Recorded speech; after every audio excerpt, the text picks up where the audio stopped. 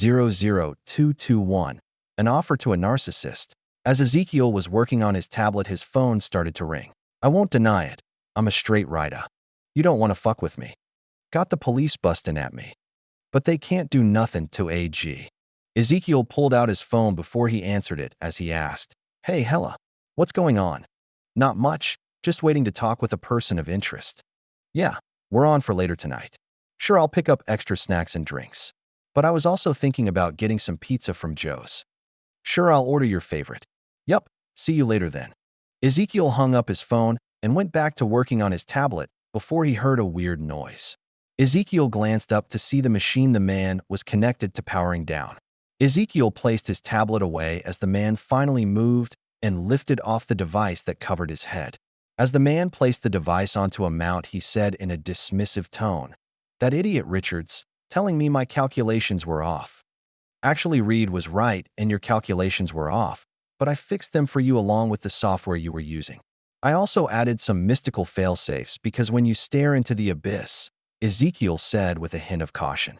The man's head snapped towards Ezekiel before he asked, Who the? Ezekiel. Ezekiel nodded with a smile as he said, It seems you've heard of me.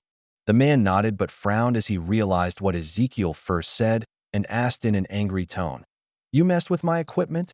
It was either that or allow you to blow up your laboratory while becoming disfigured in the process. Then you would be kicked out of school by the resulting mess. Ezekiel said with a shrug, You're lying. My equations were perfect. The man said in an arrogant tone before he moved towards his computer and started typing on it. Ezekiel stood up and stored his chair away before he moved closer to the man as he said, You might be brilliant, but you don't know everything, especially when it comes to the things you're looking into with this machine. The man finished looking through the data on the screen before he turned around with a frown as he said, You have no idea what I'm doing with this device. So you weren't using it to look for the soul of your mother that is currently owned by. Ezekiel glanced towards the barrier he set up before he added, You know what? Even with the barrier in place, I'm not going to mention their name. The man's eyes widened and he stood up as he asked, How do you know about that? The same way I saw the accident that would have occurred here today. I can see the future and I want to talk to you about it. And if possible, use your help to change it. The man narrowed his eyes as he asked, Of course you want my help. Everyone would. But the real question is why? Ezekiel shook his head slightly before he said, Man, your ego is bigger than I thought. But I can still work with that. I don't actually need your help, but you need mine. I need help from no one. The man said in a voice full of conviction. Ezekiel pointed at the machine behind the man as he said, Your pride makes you believe you don't need help, but that machine behind you proves otherwise. The man frowned slightly as Ezekiel added, Like I said, I don't need your help, but you could definitely use mine. The question is, will your pride and arrogance allow you to take it? Before the man could reply, Ezekiel's eye turned red and he said, I'm going to show you something, and once it's done, you tell me what's wrong. The man's eyes glazed over as he went into a Ninjutsu, and Ezekiel let out a sigh before he pulled back out his chair. Ezekiel went back to working on his tablet for about an hour before the man came out of his daze and looked around confused for a few moments. His eyes focused on Ezekiel as he asked, What did you just do to me? Ezekiel sealed his tablet away as he asked, Showed you different possible versions of yourself from a handful of timelines. You're familiar with multiverse theory, correct? The man nodded slowly before he said in a voice filled with loathing, Richards. Ezekiel raised an eyebrow as he asked, I show you versions of yourself in different timelines, and the thing you take away from it is Richards. He stopped them at almost every turn. Even when they succeeded, he would somehow find a way to turn things around. Really? That's really what you want to focus on? Ezekiel asked in an exasperated tone. What else is there? Are you gay or something? I'm not judging, but... The man cut him off as he said, Doom is not gay. Ezekiel shrugged as he said, You could have fooled me with how you're focusing on Richards and nothing else. Doom narrowed his eyes before he asked, Then what do you think I should have taken away from that? The fact that different versions of you like to create your own problems. If you didn't mess with Reed in the first place, he wouldn't try to stop you. Over half of your plans involved fucking with Reed in one way or another. But he interfered even when the plans didn't involve him. Doom said in an angry tone, because at that point he was basically considered a hero and you were considered a bad guy. Heroes have to stop bad guys, That's just how the world works.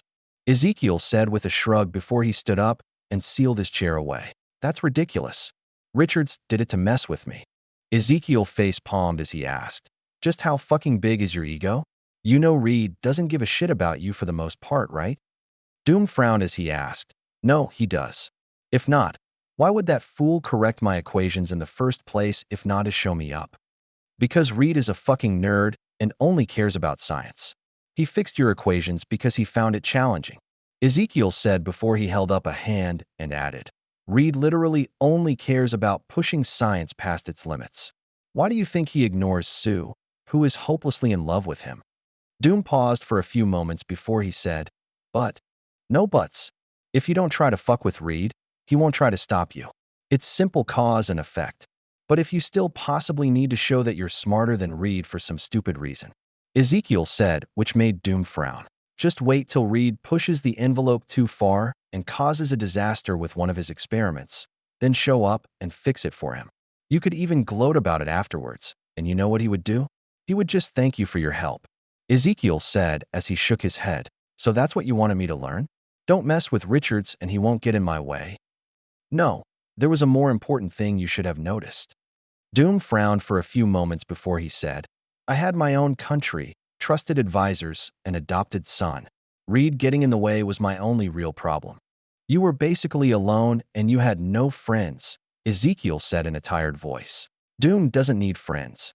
Everyone needs friends. And don't try to argue otherwise. I'm pretty sure if you had a friend or two to bounce ideas off of, you wouldn't have tried half of the shit I showed you. Ezekiel pointed at himself as he said, and if you had a friend like me, it would be easier to recover your mother's soul or take over your home country. It wouldn't be the first time I helped overthrow a government I didn't like.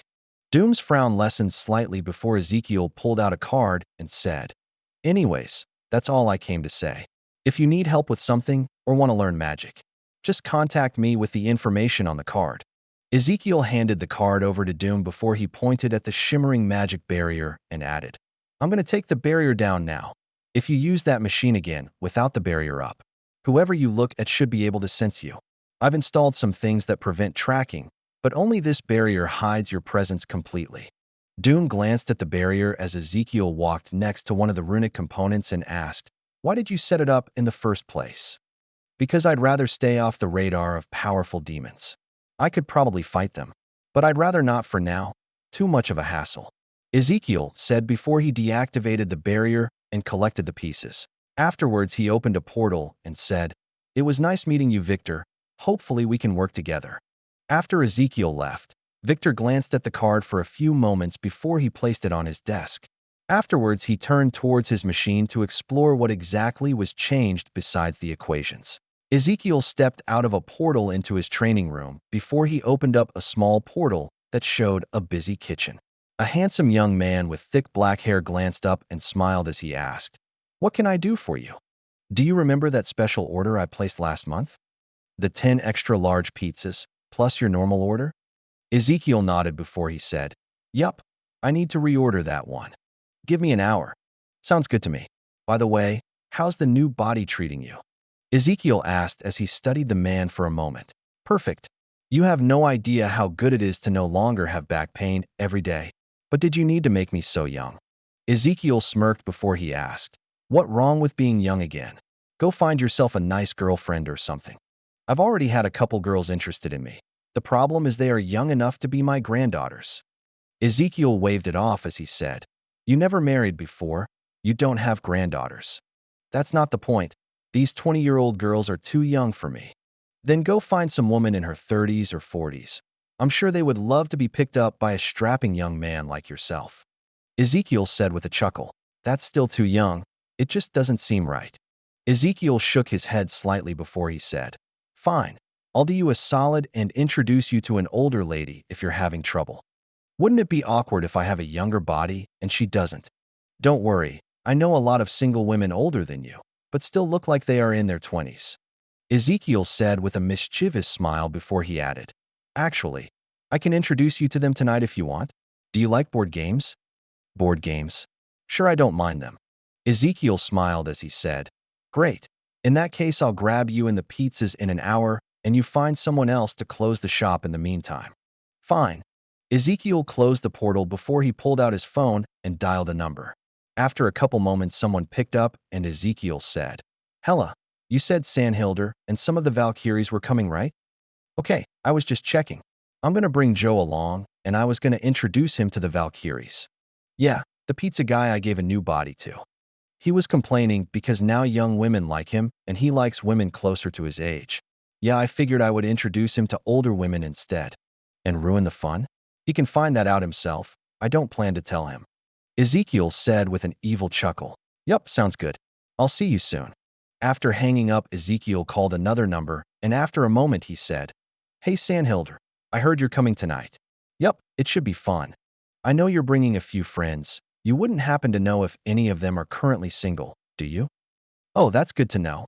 Yeah, I'm bringing a friend who's single, but having issues because I gave him a younger body and doesn't want to date younger women." Ezekiel laughed before he said, "I thought the same thing. We'll let him find out on his own." "Yup, sounds good. Sure, I'll see you in a few hours and bring booze if you want. I'm bringing everything else." After hanging up, Ezekiel pulled out his tablet and started working on a project until it was time to get the pizzas. Instead of opening a portal and collecting them like normal, he opened a portal and stepped through it. He found Joe talking with one of his employees before he glanced at Ezekiel and said, "Just in time, we just finished the order." Ezekiel nodded and sealed away all the pizza boxes before he asked, "You ready to go?" Joe glanced down at his dirty clothes before he said, "Let me go change first." Ezekiel waved his hand, and a moment later Joe and his clothes were completely cleaned. Joe glanced down again, and his eyes widened slightly as he asked, "What was that? Is it even safe?" "Just a simple cleaning spell. I use it all the time on myself."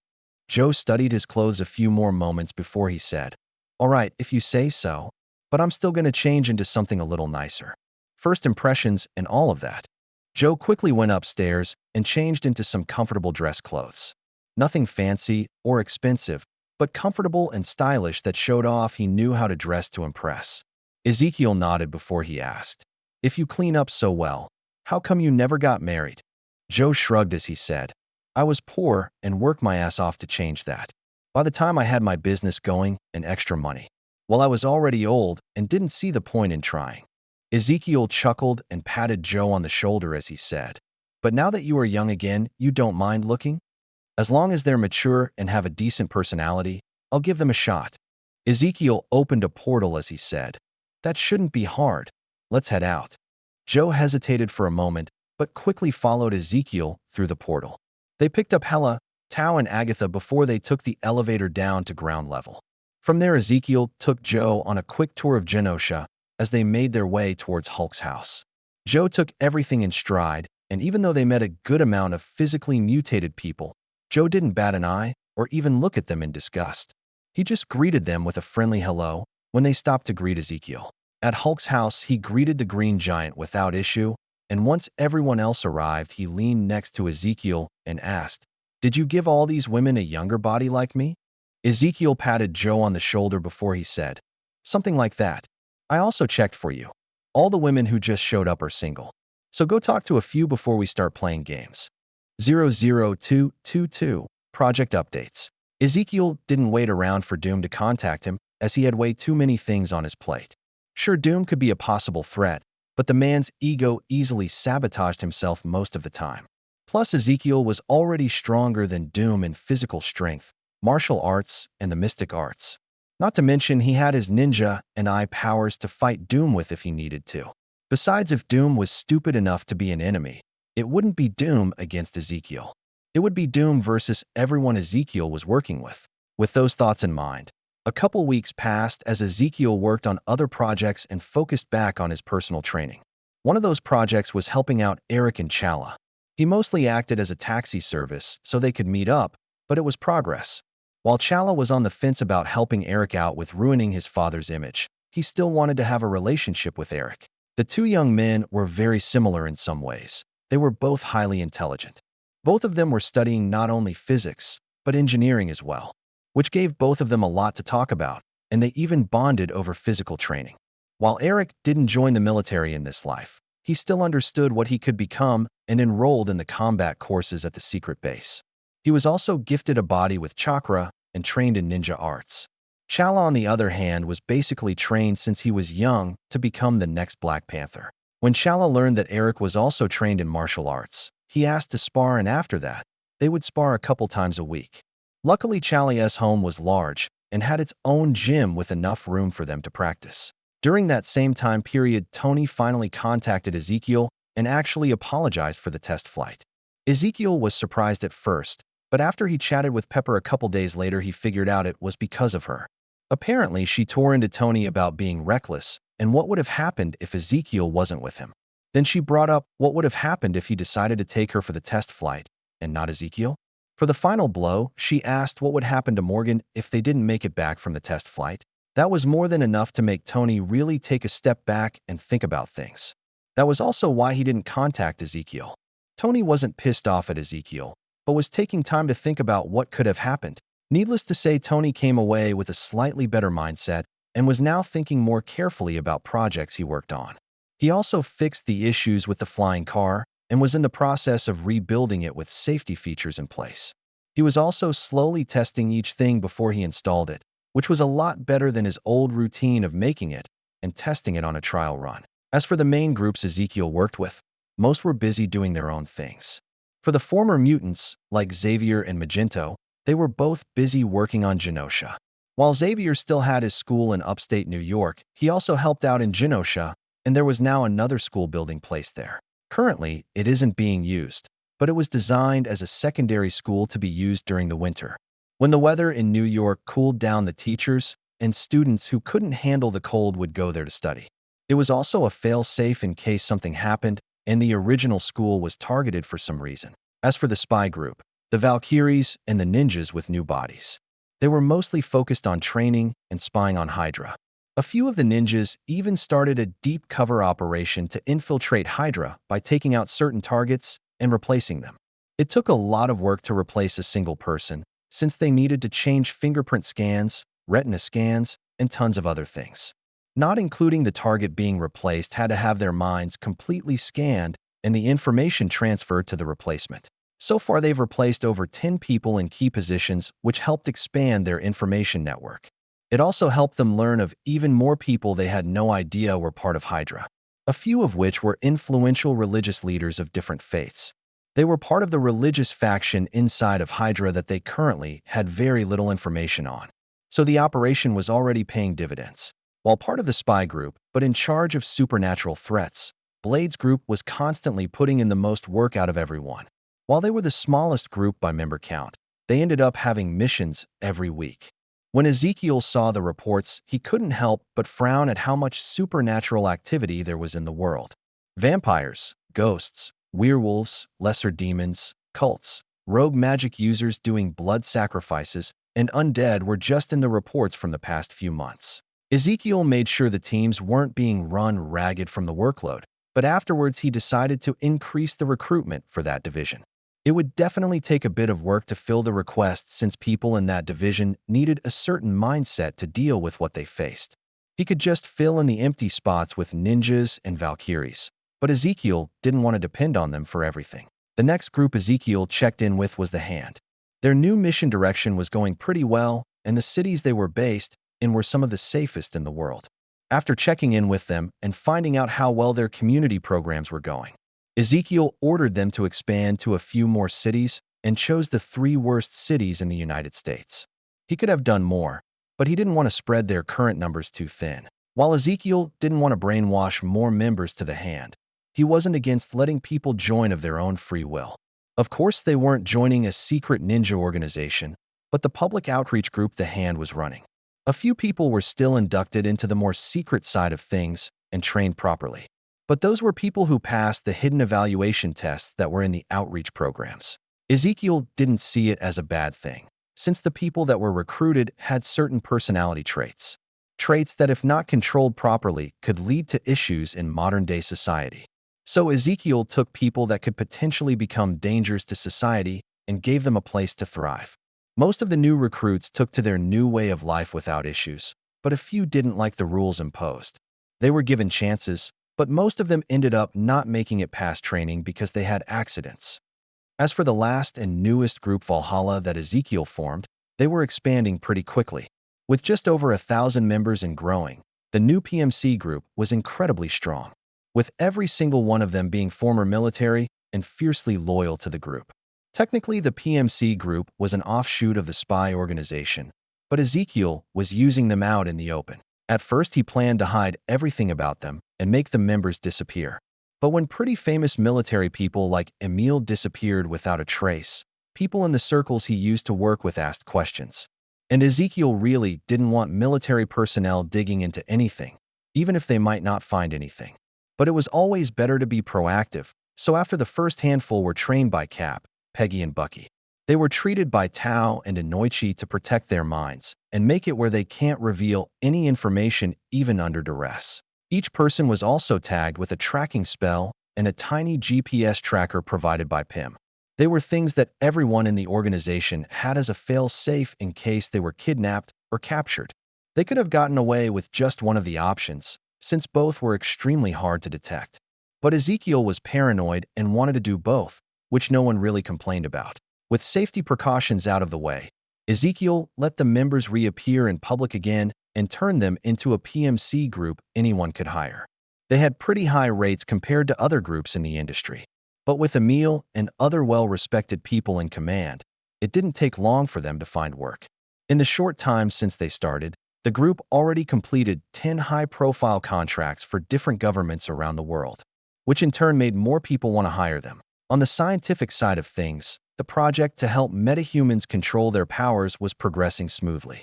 With the impressive team Ezekiel built and the DNA samples they collected from Leech as their starting point, the research was going a lot better than Ezekiel thought it would, and they were even planning to do tests with volunteers soon. Sure, Ezekiel and Tao could use the time stone to cheat and see what happens. But both Tao and Ezekiel were busy, and it took a lot out of them for something that wasn't that important. If the tests failed, the scientists would just continue working on the project. As for the Mars project, that was slow going and would take years to complete. But so far, the atmosphere, with help from greenhouse gases collected from Earth, was headed in the right direction. As far as the water went, all of the ice asteroids were completely deposited on the planet and mostly melted. The polar caps and some of the higher elevation areas where ice was placed didn't warm up enough to melt them. Some of the ice-capped mountains were even in the area where Hashirama was building forests. So if you looked out from the edge of the forest, you could now see them, which made an unbelievable sight.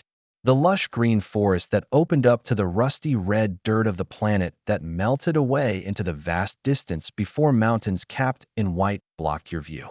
That wasn't the only incredible sight that Mars now had. No, Mars was shaping up to be a beautiful masterpiece of natural wonder, if you didn't count the terraforming project going on. It wasn't like Ezekiel and the others planned everything to the last detail. They just figured out what needed to be done and started doing it to help the planet become habitable, just like some of the beaches Mars now had from the oceans that covered half its surface. Sure, they might not have proper sand, trees, or other things that would make it a real beach, but that just added to their unique and alien beauty. Plus, nothing could currently beat a Mars sunset by one of the oceans. Ezekiel knew that they would disappear once Mars's atmosphere reached near Earth in composition. So he was trying to see if it could be preserved some way through magic. If not, he already collected a lot of videos of the phenomena and could probably turn it into a nice VR experience one day. As far as Theo's personal life, not much has changed in recent months. If anything, it's been nice and relaxed with his clones going to school for him most days. He still went once a week or so, but he was mostly focused on personal training. One average Theo spent at least 10 hours a day on training, not including his liberal use of clones. If clones were factored in, Theo probably spent a few hundred hours a day training. Theo should have dropped dead from the clone feedback and fatigue from training at some point. But his monstrous body just took the abuse and kept going like it wasn't an issue. That, and he had Tao check with the time stone. As far as they could tell, there would be no adverse effects from his non-stop clone training. 00223 Fate, or April 2007. It was Friday afternoon, and Theo was walking down the street with Millie, Isaac, Peter, Teresa, MJ, and Jean. School just ended, and after meeting their younger siblings, the two groups joined together as they headed towards the shop to do homework. It was something they did almost every Friday, unless MJ or Jean's parents had other plans. And unlike his sister, Theo didn't have to convince them that doing their weekend home on Friday was a smart idea. As they came into sight of the shop, Theo's senses went into overdrive as he sensed danger. His eyes quickly scanned the area, but he couldn't spot anything out of the ordinary. But he still raised his hands in the air like he was stretching and flashed 2 hand signs to the ninjas close by. About 10 seconds later, he caught sight of one of the ninjas in the area, who signaled, "All clear." Theo frowned at that since he still felt like something was about to happen. Instead of lowering his guard, Theo became hyper-focused as he carefully studied his surroundings. A few cars were driving down the street, but otherwise, Theo couldn't find anything wrong or what was causing his danger sense to flare. As they approached closer to the shop, his danger sense was going crazy, but he still couldn't see anything wrong. He quickly made another hand signal for everyone to stay on high alert. Once Theo reached the end of the street, he waited for the others before he planned to cross it. As he waited, Theo noticed a car approaching. It wasn't speeding, and Theo recognized the driver as someone who lived in the area, so he changed his focus to other things in the immediate area. As the car approached closer, the rest of the group were farther back as they chatted and walked together. Only Millie was the closest to the edge of the sidewalk with Theo, because she had her head buried in a recipe book as she walked ahead of the others. But a moment later, her right foot that was half on the curb slipped, and she started to fall towards the street and the approaching car. A second later, Theo's hand snaked out like lightning and grabbed her by the arm before he yanked her back to safety. It was almost so fast that the others missed it, but Millie, who was saved, turned towards Theo and said, "Thanks, Theo." As Theo was about to respond, a loud snap resounded from the road that caused everyone to turn towards the sound. The car that was only a few feet away lost its front wheel and caused it to swerve towards the sidewalk. The wheel itself shot straight forward as it continued down the street, but the car and the panicked driver headed straight for Theo and Millie. For Theo, whose 3 Tomo Sharingan were always active, everything happened in slow motion. He could see the fear in the driver's eyes as he slammed the brakes and tried to turn away from the sidewalk. He could see how the momentum and the loss of the front wheel caused the car to head right towards him and his sister. As all of that happened, Theo wrapped his arms around his sister and pulled her off her feet. A moment later, he jumped slightly and aimed so that his back would hit the approaching car. Just before the car reached them, Theo injected Chakra into a hidden seal placed on his arm. The seal weakened his body so that he wouldn't total the car and walk away like nothing happened. As for using body flicker or something else to dodge out of the way, Theo didn't want to reveal his powers to his family yet. Sure, Theo could probably brute force a save right now with Ninjutsu, but with the amount of people on the street and in cars, it would take time to make sure he got everyone in the area. Time he didn't have, so instead Theo went with the easiest option, which was getting hit by the car.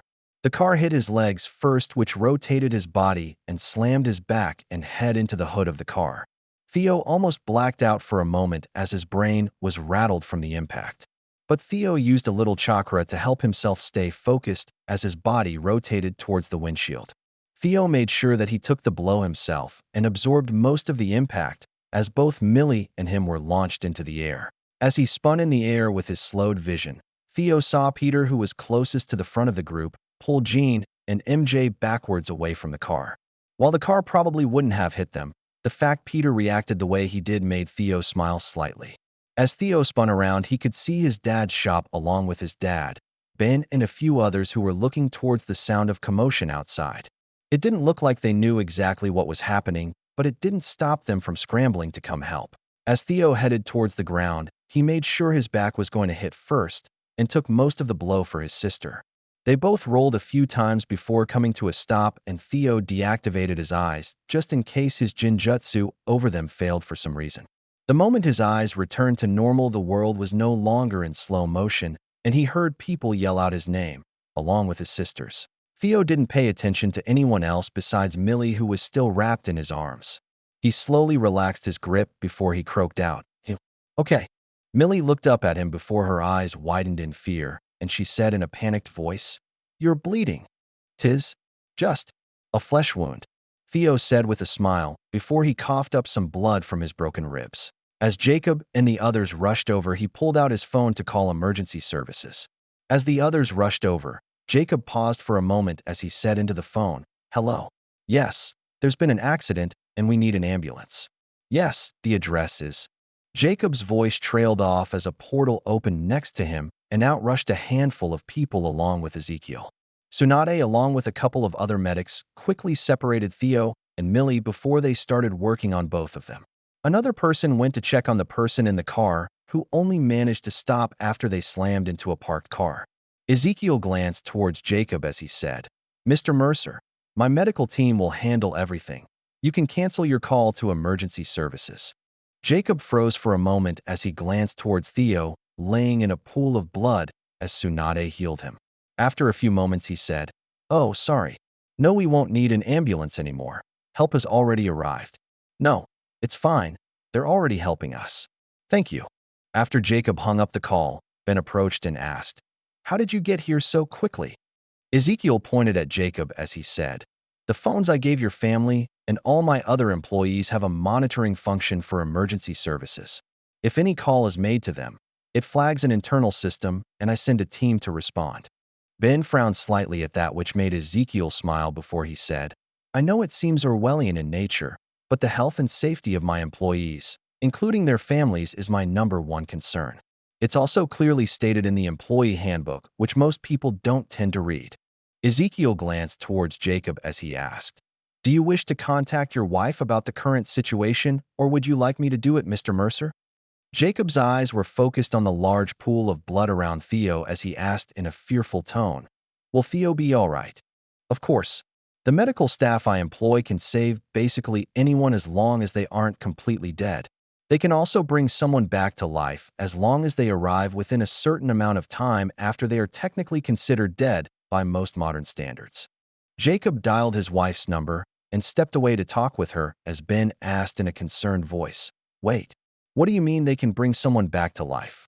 "It means my medical team can perform miracles compared to standard medical science practiced by the rest of the world," Ezekiel said as Tsunade's group worked on stabilizing Theo. Ben fell into silence over what Ezekiel just said and became lost in thought as he watched Tsunade and the others work on his godson. Ezekiel, on the other hand, glanced towards Peter and the other kids before he frowned slightly as he noticed Jean on the ground passed out. Peter and the others were trying to help her, but after Ezekiel noticed her, he sent one of the medical team to check on her. Jacob, who was focused on Theo, finally hung up the phone as he said, "My wife asked if you could make a portal for her. She's at home." Ezekiel nodded and lifted his hand in the air to make a portal. What no one could see was that, blocked by Tsunade, Theo spun his finger in a circle. A moment later, a portal appeared, and Daniel, with a fearful face, stepped out of it. She glanced around, and the moment she saw Theo and Millie on the ground, her eyes widened and tears started to run down her cheeks. Jacob quickly pulled her into a hug as he said in a confident tone, "It's fine. Everything will be fine." "But," Daniel started to say before Ezekiel cut her off as he said, "It only looks bad. They will be completely healed in an hour or two." Daniel's moist eyes turned towards Ezekiel, filled with hope, as she asked, "Are you sure?" Ezekiel nodded as Tsunade glanced over and said, "The boy's been stabilized, and the girl only suffered minor injuries." After she spoke, one of the medical team helped Millie up and sent her towards her parents before they went over to help Tsunade with Theo. Millie was in tears as Jacob and Daniel pulled her into a hug. Isaac quickly joined them as Millie said in a distraught tone of voice, "Theo's only hurt because he protected me. He grabbed me just before the car hit us." Jacob hugged Millie a little tighter as he said, "Theo being hurt isn't your fault. The car was too close and would hit both of you no matter what happened." "But if—" Millie was cut off as Jacob said, "Millie, sweetie, Theo was going to be hurt regardless if he protected you or not. The fact he chose to do it just shows how much he cares about you." Daniel pulled Millie a little closer as she added, "Don't feel bad that he protected you, because I'm sure he would do it again in a heartbeat if given the chance. I know me and your father would do the same thing if we were in his place." Isaac nodded seriously as he said, "Me too." Jacob and Daniel pulled their kids a little closer at Isaac's comment before Tsunade stood up and said, "All right, he's good to be moved." As a couple medics pulled out a stretcher, Daniel asked, "Where are you going to take him?" Ezekiel spun his hand in a circle as Theo opened a portal for his clone before Ezekiel said, To our medical facility. Can we come? Ezekiel shook his head slightly as he said, it's a top-secret facility. You know what, it's fine. Come along, but you'll be stuck in the waiting room while they finish healing him. As they started to move through the portal, the medic who was checking on Jean lifted her up in a princess carry and headed towards the portal with her. Ezekiel glanced at them as he asked, what's wrong with her? I'm not sure. She seems to be in a coma. Ezekiel nodded before he said, all right, we'll have Tsunade check her out afterwards. After Theo and his family left, Ben took Peter, his sister, and MJ back to the shop as John and Sarah talked with the guy who hit Theo. They were a little upset it happened, but after checking his car, they realized all of the lug nuts snapped off. The only thing that confused them was the fact none of the bolts looked worn. Almost like all of the lug nuts snapped at the same time. But that would be almost impossible to do unless they were defective, and none of them looked defective. 00224. The Phoenix wakes up? Theo stood next to his clone that was currently acting as Ezekiel and Tsunade, who called him over. In front of them, floating above the hospital bed, was Jean. She was wrapped in what looked like fire. It danced and pulsed around her, but nothing was burning, and Theo couldn't feel any heat coming from her. He watched her for a few more moments before he said, fuck this shit. I don't want to deal with it. Theo turned around and walked out of the room, followed by his clone and Tsunade, who asked, you're not just going to leave her here, are you? No, but I definitely don't want to deal with this myself. Theo said as his clone nodded in understanding. They walked back to the room he was supposed to be in before he climbed back into the hospital bed and asked, how long did you tell my family it would take? Tsunade glanced at the clock before she said, another half an hour or so. Theo nodded as he pulled his phone out of the storage seal hidden on his arm before it started going off with notification. Theo glanced at them for a moment before he frowned slightly and said, great. Apparently Xavier and Magneto noticed Jean. Theo responded to both of them with a short message that said, it's already being handled, don't worry about it. Within moments, both of them called him, and with a reluctant sign, he answered them both in a group call.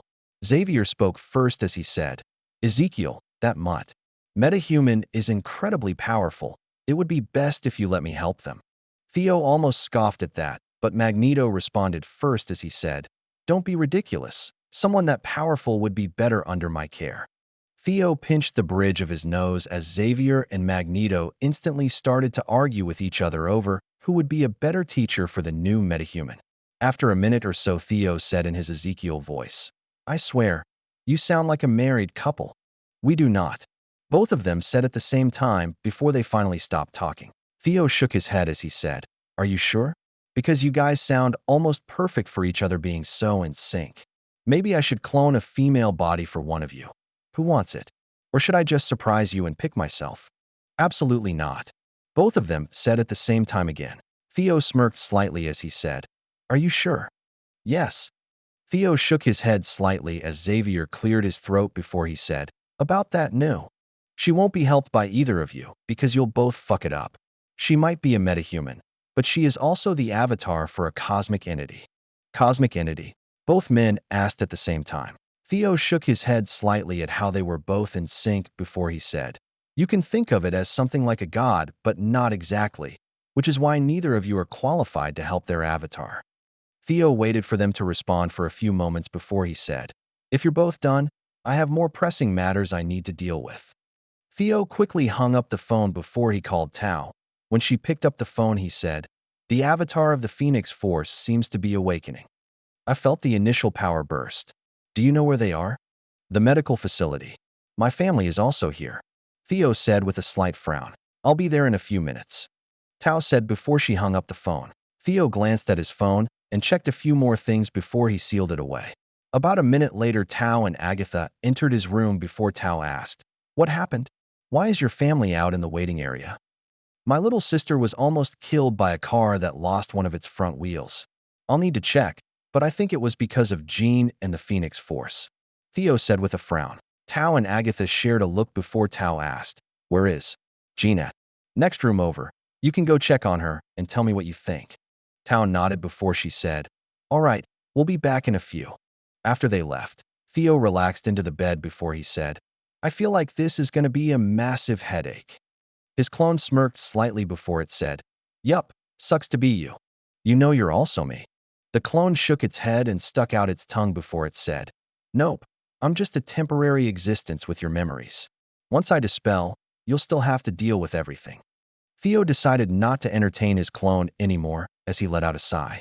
While Theo relaxed on the bed, Tsunade pulled out a duffel bag before she tossed it onto Theo, as she said, Fill it up. Theo glanced at the bag and then at Tsunade as he asked, You're out of money already? Tsunade clicked her tongue before she said in a frustrated tone, It was those stupid slot machines you made. The ones you can level up your character and go on adventures. Theo stared at Tsunade in absolute shock as his brain froze. After a few moments he asked, How did you even lose money on those things?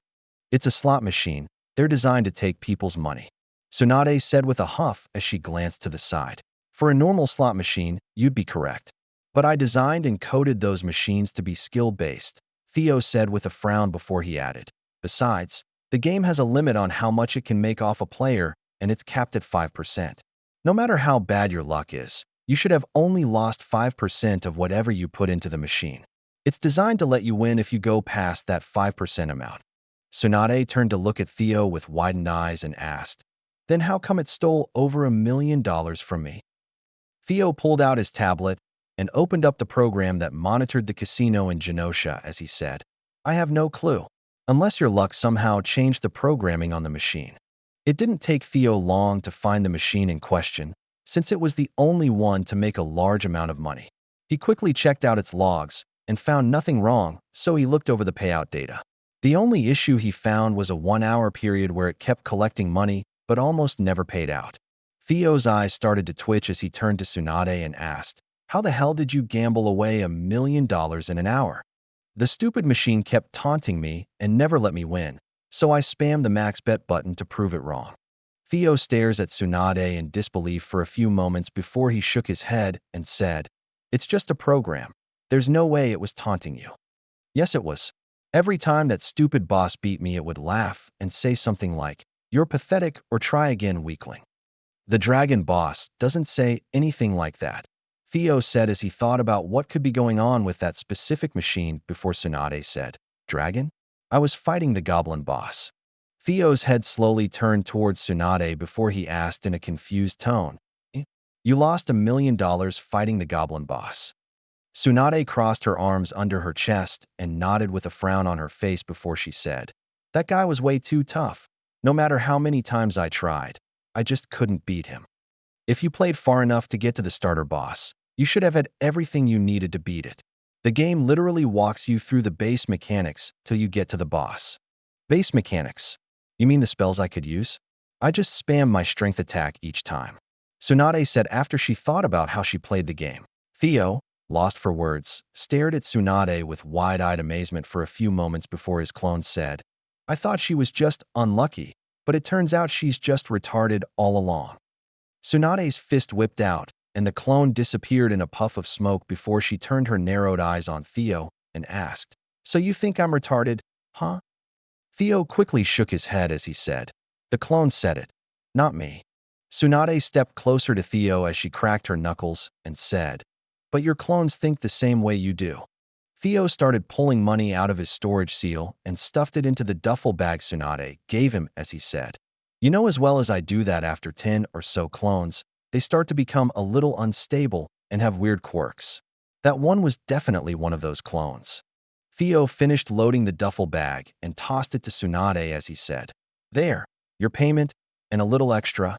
But next time, don't play those slot machines if you aren't going to pay attention to the tutorial. As Tsunade caught the bag, Tao and Agatha stepped back into the room before Tao said, We checked her over, and it looks like her powers are awakening. She isn't going to blow up the facility or anything, is she? Theo asked with a hint of caution. Tao shook her head gently with a smile before she said, No, this is just the awakening phase. As far as I can tell, the Phoenix Force is in the process of helping her unlock her dormant metahuman powers. Agatha nodded in agreement before she added, The powers from the Phoenix Force will only be a tiny seed with almost limitless potential once she awakens. But she will need to be trained properly on how to harness it and make it grow, while also training her personal powers. Theo nodded slightly before he asked, Who's going to teach her? We both will. Tao said as she shared a glance with Agatha, who nodded in agreement. Theo stood up from the hospital bed and created a new shadow clone that instantly transformed into Ezekiel before he asked, "Do you know how long it will take before she awakens?" "A couple hours or more." Theo glanced towards the clock on the wall before he said, "Well, in that case, I'll leave you two to handle it. I should probably go out and greet my family and let them see that I'm safe. You should have just shown off your powers," Tao said with a hint of disappointment in her voice. Theo shrugged as he said, "I will, but not yet. I'm really not ready for that conversation." Theo glanced at his clone as he said, "After you send us back, help Tao locate Jean's parents so they can talk and get things sorted out." The clone nodded before Tsunade said, "Send me to Genosha too.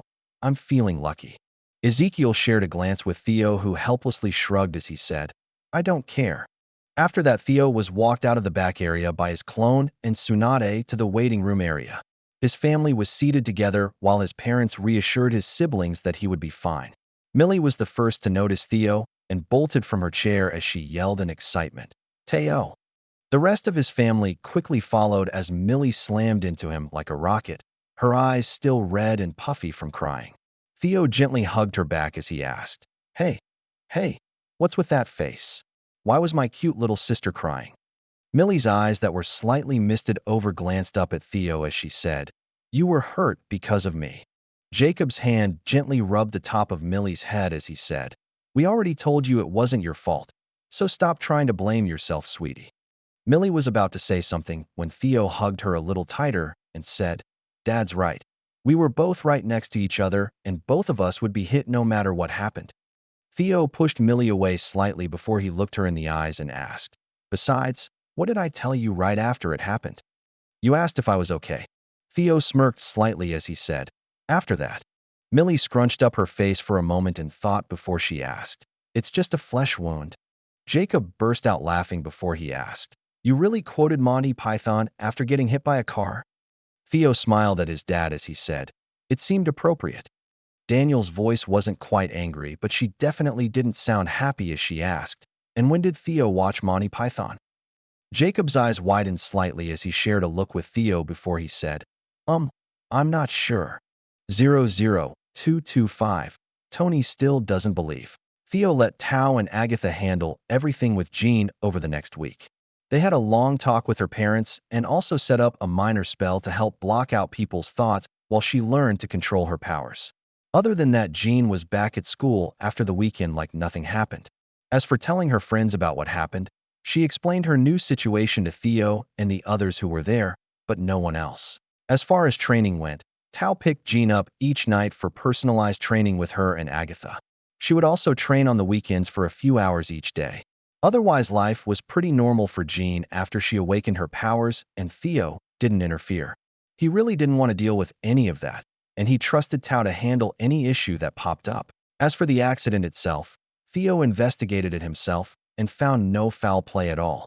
It looked like all the lug nuts failed at the same time, but even after material analysis, Theo couldn't find a reason why. Even with magic and consulting with Tao, they found nothing wrong or any trace of power, which made Theo concerned because that meant it was a canon event and others could happen. Theo wanted to figure out a way to stop it from happening, but knew he would drive himself crazy doing it. So instead, he just double-checked his fail-safes for his family and increased the ANBU who watched over them. 2 weeks passed by after the incident, and Theo received good news from Tony. The healing pods were finished. When Theo received the news, he changed into Ezekiel and portaled over to Tony's workshop. As he stepped out of the portal, Tony called out, "Did you bring any food?" Tony was in his typical shop uniform, which mainly consisted of coveralls that were tied around his waist and a black tank top. Ezekiel shook his head as he said, "No, but we can go eat after I check out the prototypes and you change. If we're going out to eat, we'll need to take Pepper and Morgan." Ezekiel nodded as Jarvis said, "Welcome back, Ezekiel." "Thanks, Jarvis," Ezekiel said as he approached the healing pods to check them out. They still need to be properly tested, but they should function within 10% of the projected numbers. Tony said as he pulled up some information on his tablet and showed it to Ezekiel as he added, "After a couple test runs, I should be able to calibrate them to be within 2 or 3% of expected results." Ezekiel examined the 3 pods for a few moments before he said, "All right, I'll have someone pick them up while we go eat, and you can calibrate them in a couple weeks." Tony placed his tablet down and headed towards the door leading upstairs as he said, "Sounds good to me." Ezekiel pulled out his tablet and sent out a message before he followed Tony upstairs. When we walked out into the living room, he found Pepper playing with Morgan. Pepper glanced over and smiled as she asked, "Good to see you, Ezekiel. Tony said you were taking us to eat." "Yup, wherever you want to go," Ezekiel said as he approached Pepper and Morgan. Ezekiel sat down next to them as he said, "She's getting big. It's getting close to her birthday, huh?" Pepper gently picked up Morgan and snuggled her close as she asked, "In just over 2 months. You're going to come to the party, right?" "Of course, I've already prepared gifts," Ezekiel said with a smile before he asked, "Who else is coming?" "We invited Rhodey, Happy, and Anna. But besides a couple of your friends, no one else knows about Morgan." Ezekiel nodded before he asked, "When are you guys planning to announce anything?" Pepper bounced Morgan on her knee gently as she said, "We have no idea. It's so complicated that anything we do at this point will probably tank the stock price." "That's a fair point. But honestly, you guys should do it sooner rather than later. Morgan is going to need friends her own age sooner or later. That's exactly why I've been encouraging Happy to marry Anna. If they do it quickly enough and have a kid, Morgan could have a friend in no time," Tony said as he stepped out into the living room from the stairs. "Tony, that's not a proper solution," Pepper said with a frown. "What else can we do at this point?" "You could have another kid together," Ezekiel said with a smirk. Pepper shook her head slightly as she said, "That would just make things worse. Besides, I still have another 10 pounds that don't want to go away since I've had Morgan." Ezekiel waved off her comment as he said, "Don't worry about the weight. I can easily put you in an upgraded clone body. Almost perfect health, better healing, super fast metabolism, so it's almost impossible to gain weight, and some other perks." Tony and Pepper both shared a glance before Tony turned towards Ezekiel and asked, "I think I just misheard you. Did you say upgraded clone bodies?"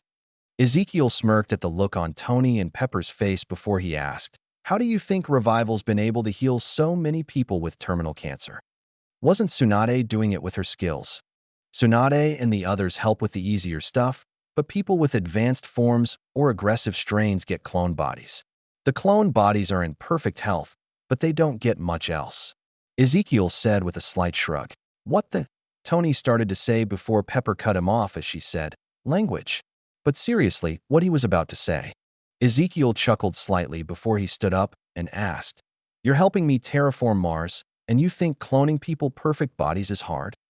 Cloning a body isn't the issue. It's transferring someone into it that's the issue. I mean, how is that even possible? Do you transplant the person's brain?" Tony asked as Pepper nodded in agreement. Ezekiel shook his head as he said, "I can show you the process next week if you like. We have a new batch of recruits getting bodies at that time." "Yes," Tony said instantly, as Pepper seemed unsure about the whole thing. "Anyways, let's go eat. We can talk more about this later." Tony and Pepper agreed, and after packing Morgan's diaper bag and getting hinged, Ezekiel took them to Genosha to eat. During the meal, Tony came up with the idea of having Ezekiel act as an intermediary for them and have him drop Morgan off at a preschool in Genosha. It wasn't the perfect solution, but it would work for a while and give Morgan the chance to interact with kids her own age. But they wouldn't do it till next year at the earliest. Till then, they weren't that worried about it. About a week later, Ezekiel picked up Tony and Pepper to show them the transfer process they use to give people new bodies. As for Morgan, she was left with Happy and Anna, who were more than happy to watch her. At the hidden medical facility, Ezekiel took them on a little tour of the place before he took them to watch a soul transfer. They were in a special room that used to be for observations of the medical lab below it. A large mirrored window shielded them from being seen by the people below. Before the procedure started, Ezekiel created a spell and placed it over the glass panel so Tony and Pepper could see exactly what was happening. As Tony watched Ezekiel cast his spell, he asked, "What did you just do?" "It's a spell that will allow both of you to see people's souls." Tony raised an eyebrow as he said, "Really? Magic and souls? Just give me the scientific explanation." Ezekiel pinched the bridge of his nose for a moment before he said, "I swear, just because you don't believe in magic or souls doesn't mean it's not real." Pepper placed a hand on Tony's shoulder as she said, "Let's just keep an open mind." "Fine. but I still think it's some kind of alien technology he won't share with me," Tony said as he crossed his arms over his chest. Ezekiel shook his head slightly as people wheeled 3 bodies into the room on hospital beds. The bodies on the bed looked completely normal, but the people who brought them into the room had a strange glow around their bodies. Tony narrowed his eyes as he asked, "What's wrong with them? Why are they glowing?" "That glow is their soul. The clone bodies don't have souls." Tony looked skeptical, but said nothing as 3 people were escorted into the room.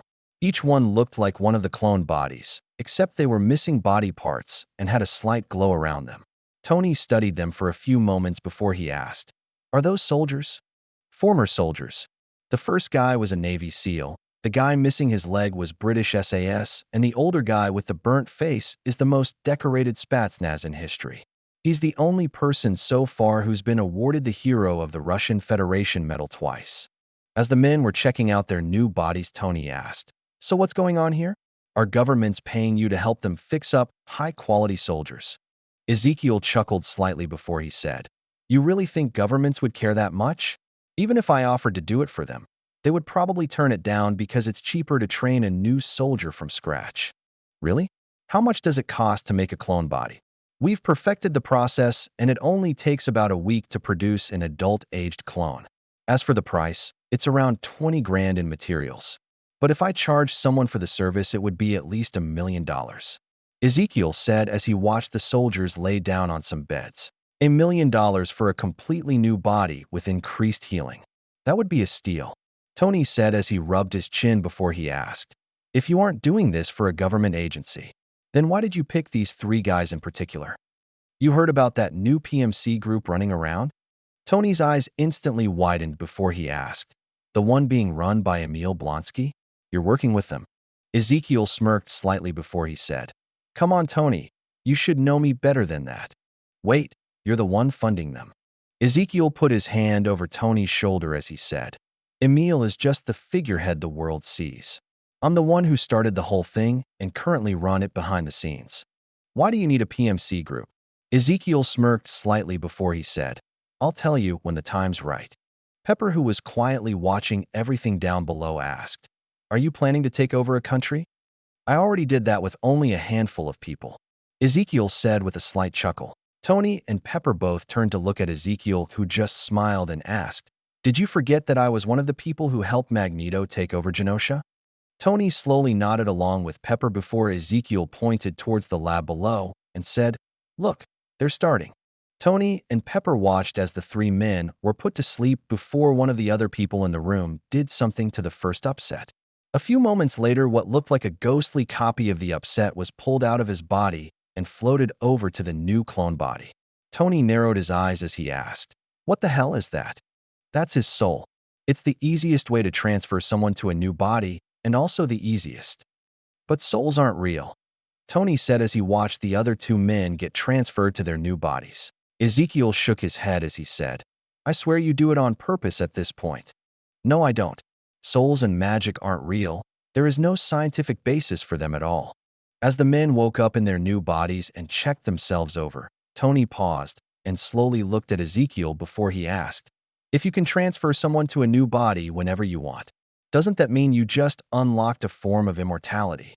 Ezekiel nodded as he said, "Yup. That doesn't mean I plan to abuse it, though." "What? Why not?" Pepper smacked Tony's shoulder as she said, "Not everyone wants to live forever. Think about how lonely that could be." "Lonely? Just do the same thing for your family and friends." Tony said it like it wasn't a big deal. "And what about them? They would also have people they would want kept alive, and then those people would have their own people," Ezekiel said with a sigh before he added, "In the end, we would have to do it for everyone to make everyone happy, and that would cause major issues."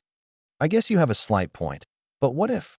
Tony started to say before Ezekiel cut him off and said, "I know you don't believe in magic and other things, but there are aspects of the universe that would be very upset if we made humans immortal.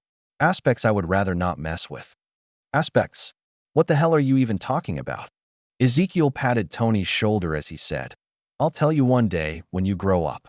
"Fuck you," Tony said as Pepper laughed. 00226 a date? The next 6 months flew by quickly and winter break was soon approaching. During that time, Theo's personal life was extremely calm, with the only major thing being summer break. His whole extended family went on vacation again for a month, and Jacob gave everyone else in the shop paid vacation for the same time period. During the summer vacation, they traveled around in some rented RVs and visited a lot of national parks. They also stopped at a few amusement and water parks, but the main focus was camping and outdoor activities as they explored different places. While it wasn't exactly on Theo's list of stuff he wanted to do, it wasn't bad sitting around a campfire with his family as they watched the stars and hung out. Besides that, Theo entered his second year of junior high school once the new school year started, and he also implemented a safety barrier to his mind defense. With Jean now being trained properly to control her powers, Theo added an extra layer to his already formidable defense. It didn't actually protect his mind in the normal sense, so much as it added an extra layer that obfuscated it. It was designed to make his mind look like anyone else's and could even be read by someone. While his real mind was hidden not only by magic, but chakra techniques, some special Ninjutsu seals, and lastly by the ninjas who decided to stay in it. There was still a chance that Jean, with the help of the Phoenix Force, could blast through everything. But with the new mind in its place, almost no one would be able to tell that it was fake. The technique was the combined work of Theo, Tao, Agatha, some Yamanaka clan members, and Tobarama. It was chakra-based, and the best part was it didn't have a continuous cost to upkeep the skill, just the initial power needed to activate it. Once activated, it remained in place until it was destroyed or dispelled by the user. It even worked when the user was asleep. The downside was if someone probed into the mind created by that skill, it would slowly use up the chakra that controlled it. To counteract that issue, Theo just overcharged the skill with chakra and would reapply the technique every few weeks.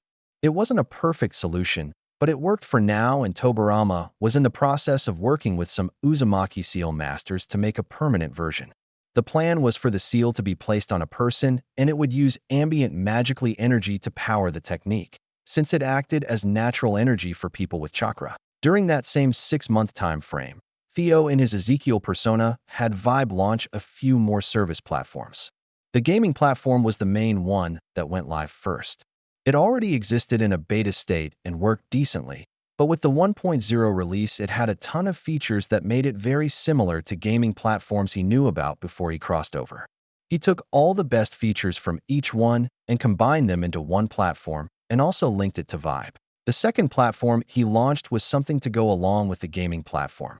It was based on popular communication platforms, and while it was mostly meant for voice chat, it had secondary functions for text and video communication. While it could be used as a standalone program if people wanted, it also had the ability to integrate into any of the other Vibe platforms, with the most popular one being the gaming platform. As for the last two platforms launched, they were technically tied together. The main one was a platform for content creators that gave them the chance to earn money from fans. Whether they were writers, musicians, popular streamers, or just models, the platform allowed them to connect with fans. As for what the creators gave to their fans in exchange for support varied on the creator.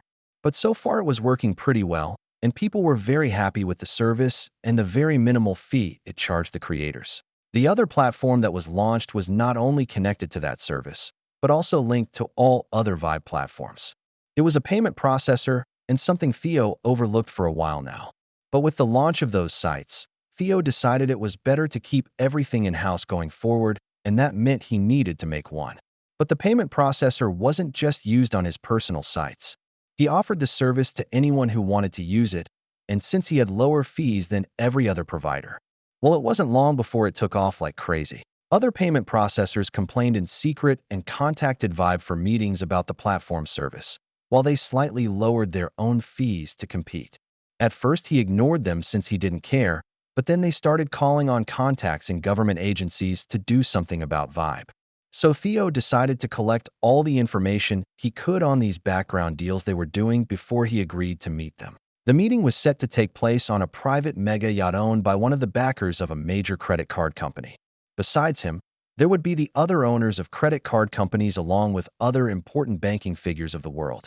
As for the content of the meeting itself, Theo wasn't told directly, but already knew from the information he gathered. They planned to persuade him into joining their group that controlled a lot of financial issues and markets behind the scenes. Persuade wasn't exactly the right word for it, though. They planned to give him the choice of either joining them or they would kill him. If they ended up killing him, they would work to split up his company afterwards. Why not just kill him in the first place and take everything? Apparently, they thought Ezekiel could be very useful if brought to heel and entered their little cabal. As for what gave them their confidence, they had a couple meta-humans on payroll and some technology that suppressed superhuman powers. Before Ezekiel was allowed to board the ship, he would be forced to wear one of the devices. He would also need to turn over any electronic devices and be thoroughly searched as part of the safety measures. Afterwards, they would travel hundreds of miles out to sea and then hold negotiations with Ezekiel. If things fell through, he would never make it back from the trip and they would make the whole thing disappear. It was the middle of December and Theo just had his last day of school before winter break started. It was also the day before the scheduled meeting on the mega yacht. He did his normal routine with his friends and basically finished all his holiday homework at the shop before he went upstairs to help out for an hour or so. After getting home, eating dinner, and hanging out with his family for a bit, Theo switched with a fresh clone, changed into Ezekiel, and then portaled to the main base. Once there, he moved towards his section of the base to meet up with his team for the coming mission. Inside, he found the squad leaders and his second-in-command gathered on some couches.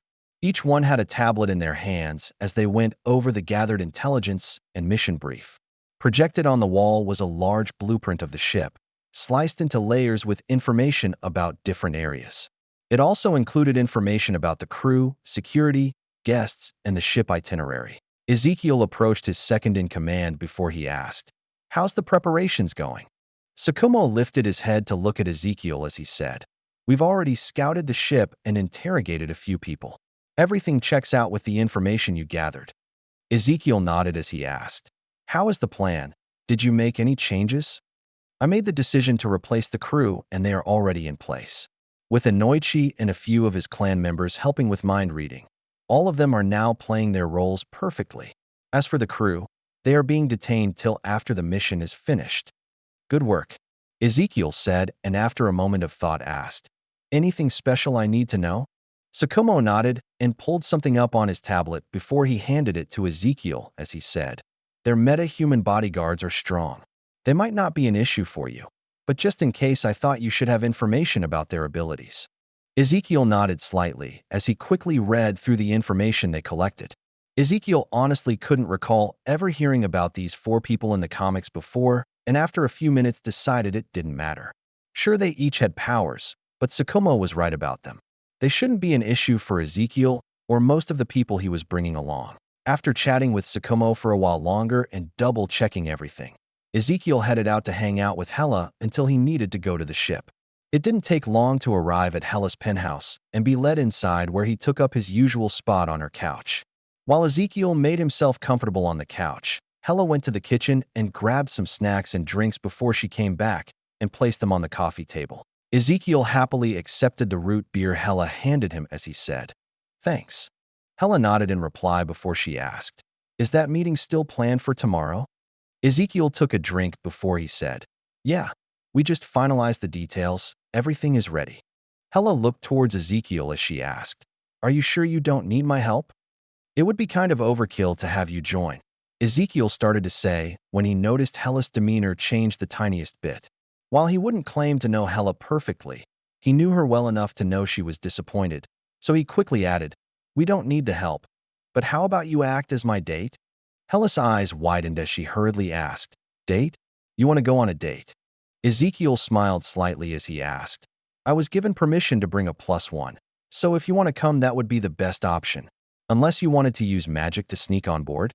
Hela quickly shook her head while a slight blush painted her cheeks as she said, "No, no.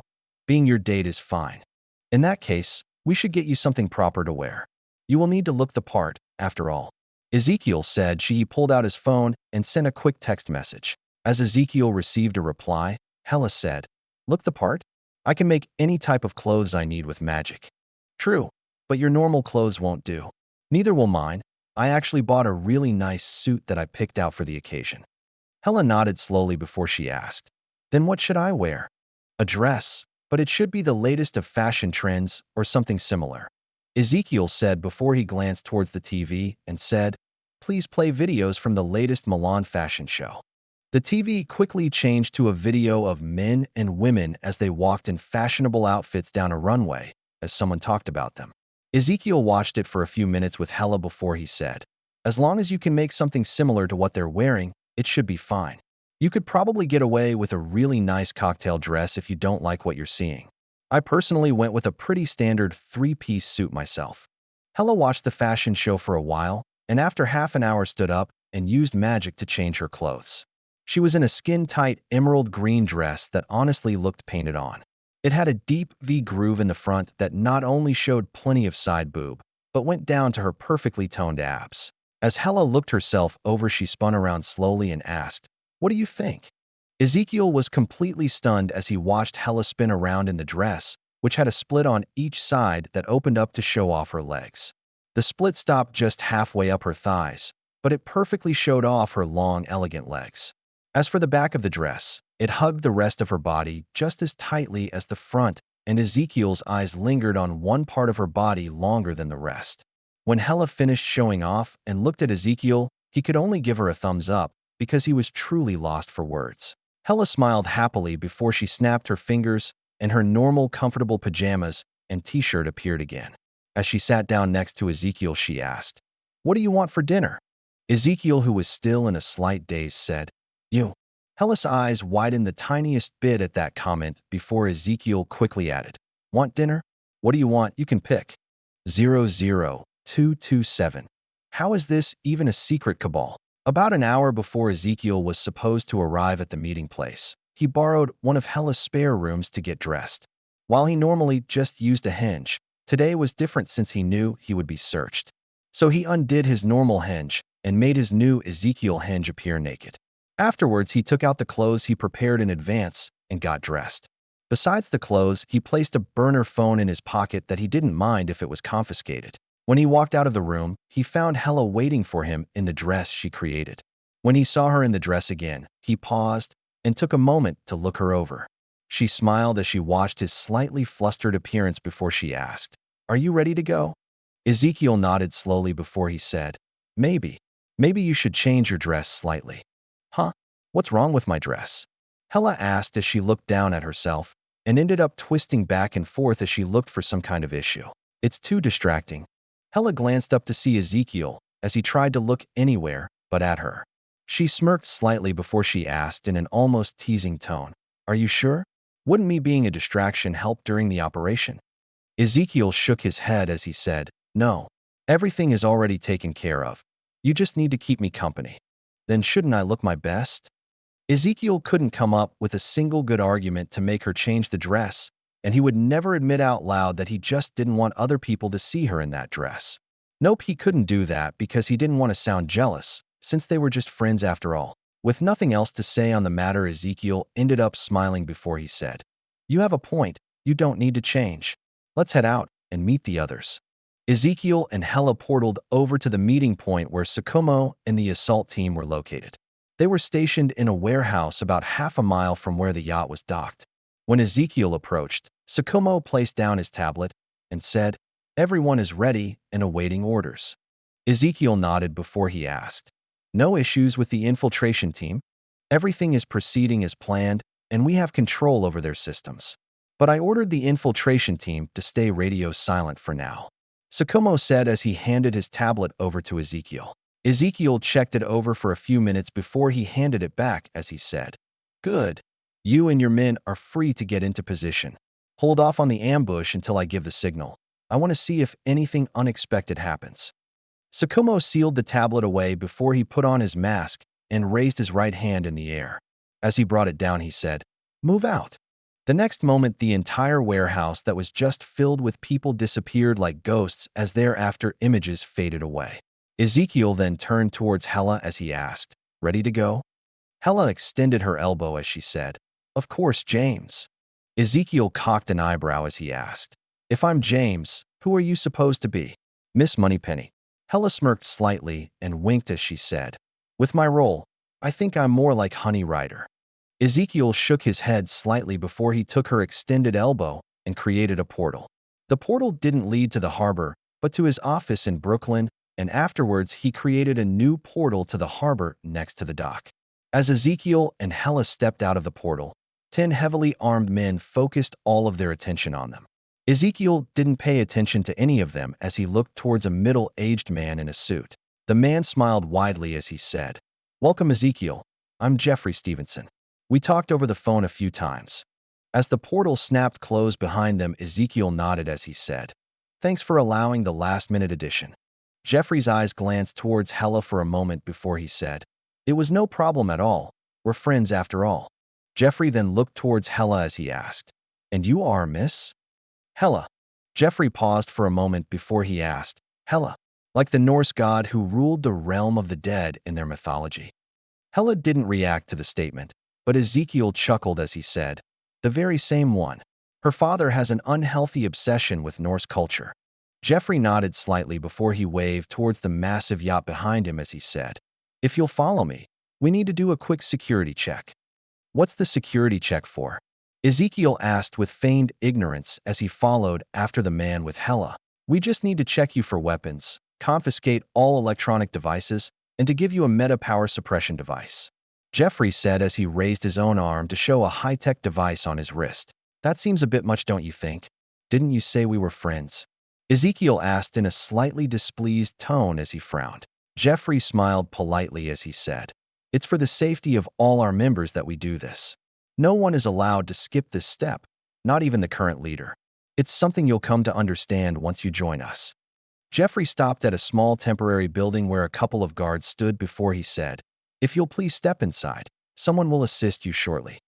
Ezekiel nodded before he stepped inside with Hela and found a main room along with a couple of doors leading to smaller rooms. Within moments of entering, a man and a woman entered the room and split them up. Next was a relatively quick pat-down, metal detector scan, and then finally a bracelet was placed on Ezekiel's wrist. When he stepped back outside, he found Hela with the same high-tech bracelet on. Ezekiel studied the bracelet for a few moments before he attempted to open a portal. He made it spark a couple times as he spun his hand in a circle before he frowned and said, "I really don't like this feeling. Having my powers forcibly suppressed makes me feel weak." Jeffrey nodded in understanding before he said, "I understand the feeling. I was gifted with telekinesis and use it constantly for everyday things. But this is to help everyone feel safe when the group has a meeting. Besides, it's only temporary, a couple days at most while we're traveling on the ship." Jeffrey added after a moment of thought. Jeffrey then smiled as he said, "If you'll follow me again, we can finally board the ship and I can introduce you to the others." Jeffrey quickly led them both into the ship, and they were greeted by a large crowd of people. It wasn't noticeable outside the ship, but now inside you could hear the din background music and people talking. Ezekiel was slightly surprised by how many people were actually invited, and before he could ask, Jeffrey said, "These people are just here to keep us entertained after the meeting." As Ezekiel glanced around, he realized that the people on this part of the ship were mostly extremely attractive young women and a handful of men. It wasn't something he expected to see, since all of the information they gathered never mentioned anything like this. Or maybe this was so normal that they didn't even need to plan it. Jeffrey led them to a set of stairs that were blocked by a pair of guards. The stairs led to another area filled with a lot less people this time before he said, "I'll have to ask you to wait here for now. You can mingle with the real guests up here." He winked, and a lecherous grin crossed his face as he added, "Also, if you get bored, you can grab some of the entertainment from downstairs and use a private room." Ezekiel nodded slightly as he said, "I'll keep that in mind." "Good. Now if you'll excuse me, I have a few things I need to do. I'll come find you when it's time for our meeting," Jeffrey said with a friendly smile before he headed towards an area with more guards. After he left, Hela leaned close to Ezekiel's ear and her hot breath tickled it as she said, "Why waste time with all of this? I could easily slaughter everyone on this ship." Ezekiel smirked and gently patted Hela's arm as he said softly, "While I'm not against using your approach, we are here to collect information." Ezekiel started heading over towards the bar as Hela confidently said, "Once they're dead, I can gain any information you might need from their souls."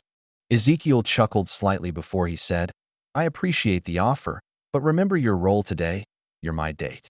You just need to sit back, relax, and possibly enjoy a show. Hella nodded as they reached the bar before Ezekiel ordered a couple drinks.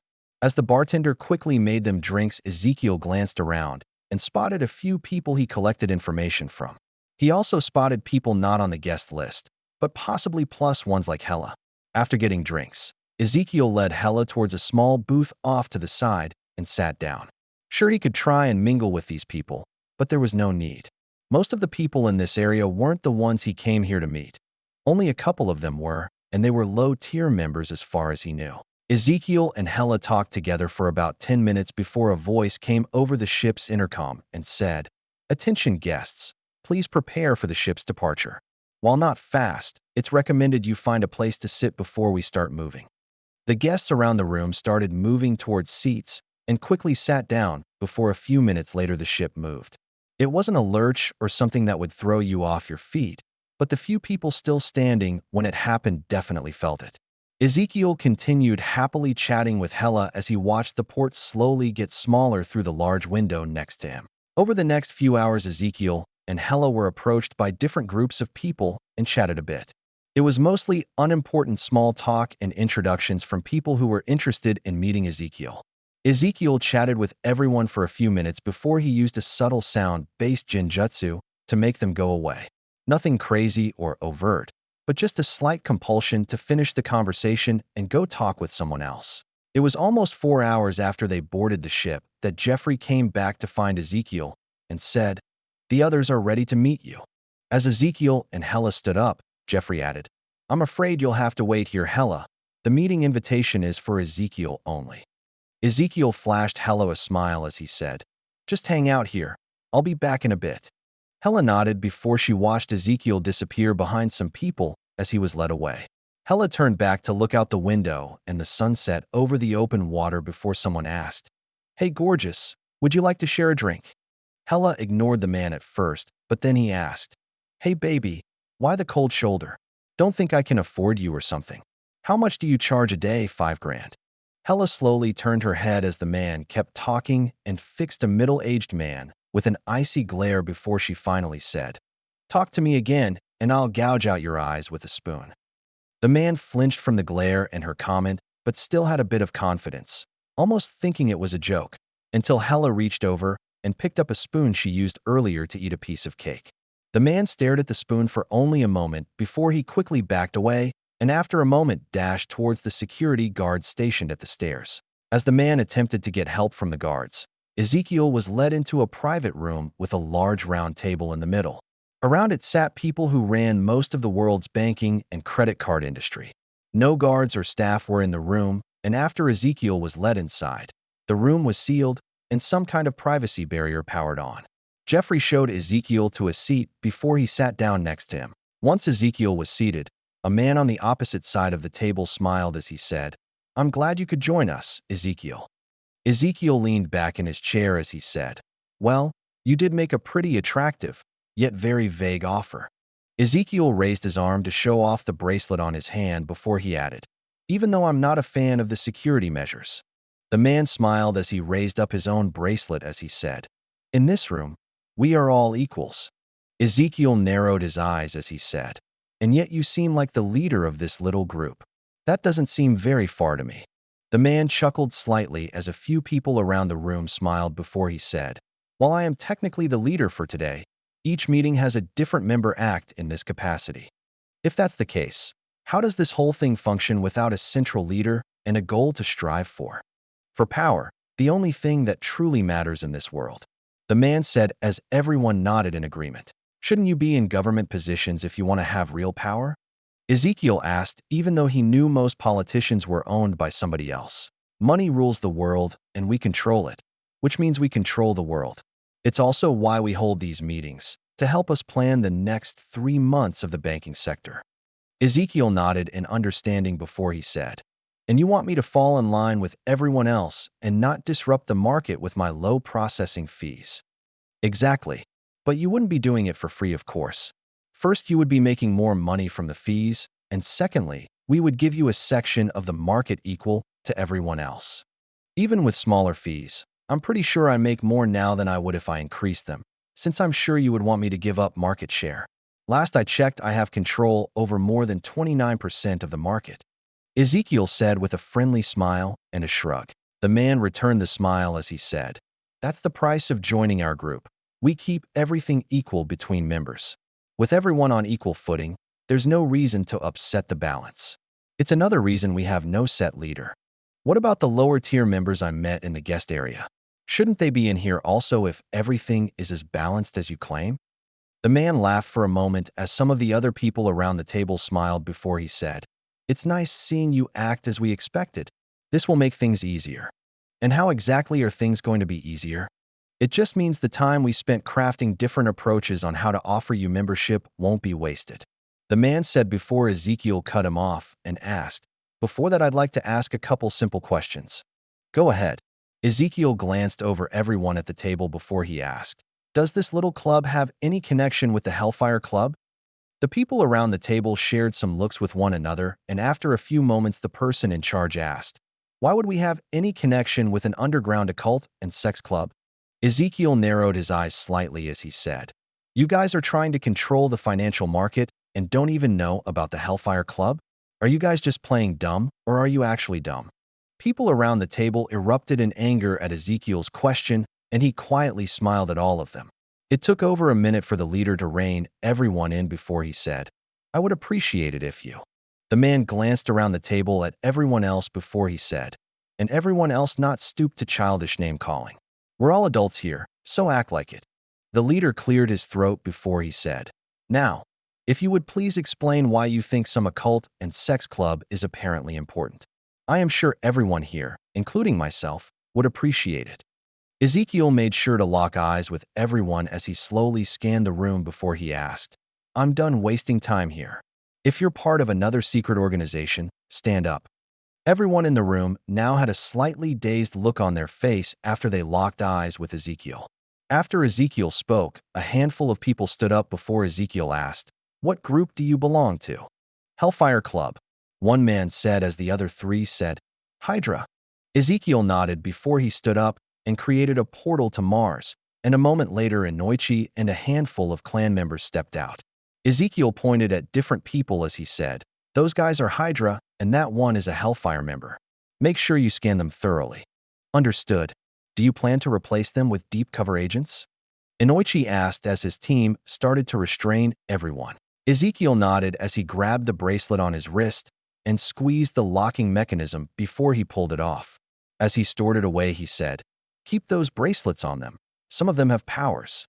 Inoichi turned around to start working as he said, "Yes, sir." Ezekiel matched for a few moments before he headed towards the door he came through earlier and disabled the security measures. As the room's lockdown feature ended, he opened the door and found the previously full room almost empty. Over where he was seated with Hella earlier, he found her, a middle-aged man on the floor screaming as he clutched his face, and one of the ANBU. As Ezekiel approached closer, he heard Hella's cold tone as she said, "Again." Ezekiel watched in morbid fascination as the ANBU picked up a set of eyes and placed them back into the man's head before using medical ninjutsu to heal them. The man cried as he said, "Please, not again. I'm sorry. Just let me go. I'll never do it again, I swear." Hella was completely focused on the man as Ezekiel approached closer and used the spoon in her hand to dig the man's eyes out again as he screamed and apologized again while sobbing. After she calmly placed them on the table, she looked up to see Ezekiel and smiled brightly as she asked, "Are you finished already?" Ezekiel glanced between the man on the ground and the smiling Hella for a moment before he said, "Well, it looks like at least one of us is having fun." 00228. What's worse than a cult? Dealing with the low-tier cabal was easy, and within a day, anyone who committed heinous acts was executed. Those that were useful, like the Hydra and Hellfire members, were replaced by ninjas who completely took over their identities. As for the other members, if they weren't guilty of heinous acts, Ezekiel had their minds altered so they would forget about the cabal. He also stole the super yacht since the owner was one of the people he executed and used Tao's help to send it to Genosha. It would take a bit of modification, but he planned to use it to hang out with his friends sometimes and his family in the future. With the fake cabal sorted out, Ezekiel relaxed for a bit as he prepared for his normal Christmas escapades. The gifts were already wrapped, and everything was set. He just wanted to confirm with Hulk that he was coming again. Once Hulk agreed, Ezekiel took it easy and split his time between hanging out with his family and Hela. He also visited Tony a couple times, but it was mostly to check in about some projects and double-check the testing information from the medical pods. When Christmas Eve finally arrived, Ezekiel picked up Hulk and used a henge seal to turn him into a giant-looking elf, while Ezekiel turned himself into Santa before they headed off for the night. They spent hours visiting all his normal stops like the main base, Xavier's mansion, Genosha, and a handful of other places. He also dropped off some gifts at Hellas while she was asleep, along with some at Tao's and Agatha's home. They all probably knew he was there with how warded their homes were, but they also knew he liked to deliver presents, so they ignored him and pretended he wasn't there. The last place he visited was Tony's, where he dropped off a couple items each for Tony, Pepper, Happy, and Anna, who was currently staying for the holiday along with Rhodey, who would probably stop by for Christmas dinner. As for Morgan, Ezekiel left a large pile of presents for her to enjoy. Most of it was normal toys, but he also gave her some new clothing, educational toys, and children's books.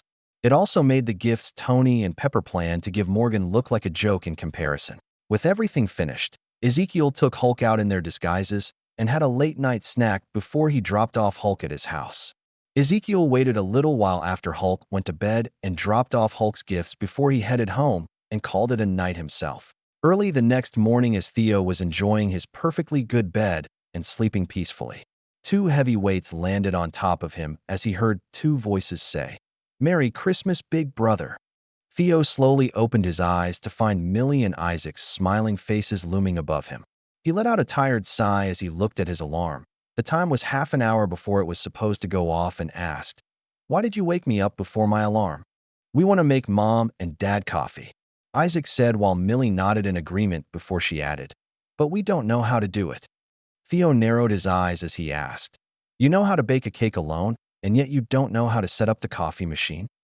Millie and Isaac shared a look, and Theo knew exactly what they were going to say, so he cut them off as he said, "I'll show you once, but after that you better not forget, 'cause I won't do it again."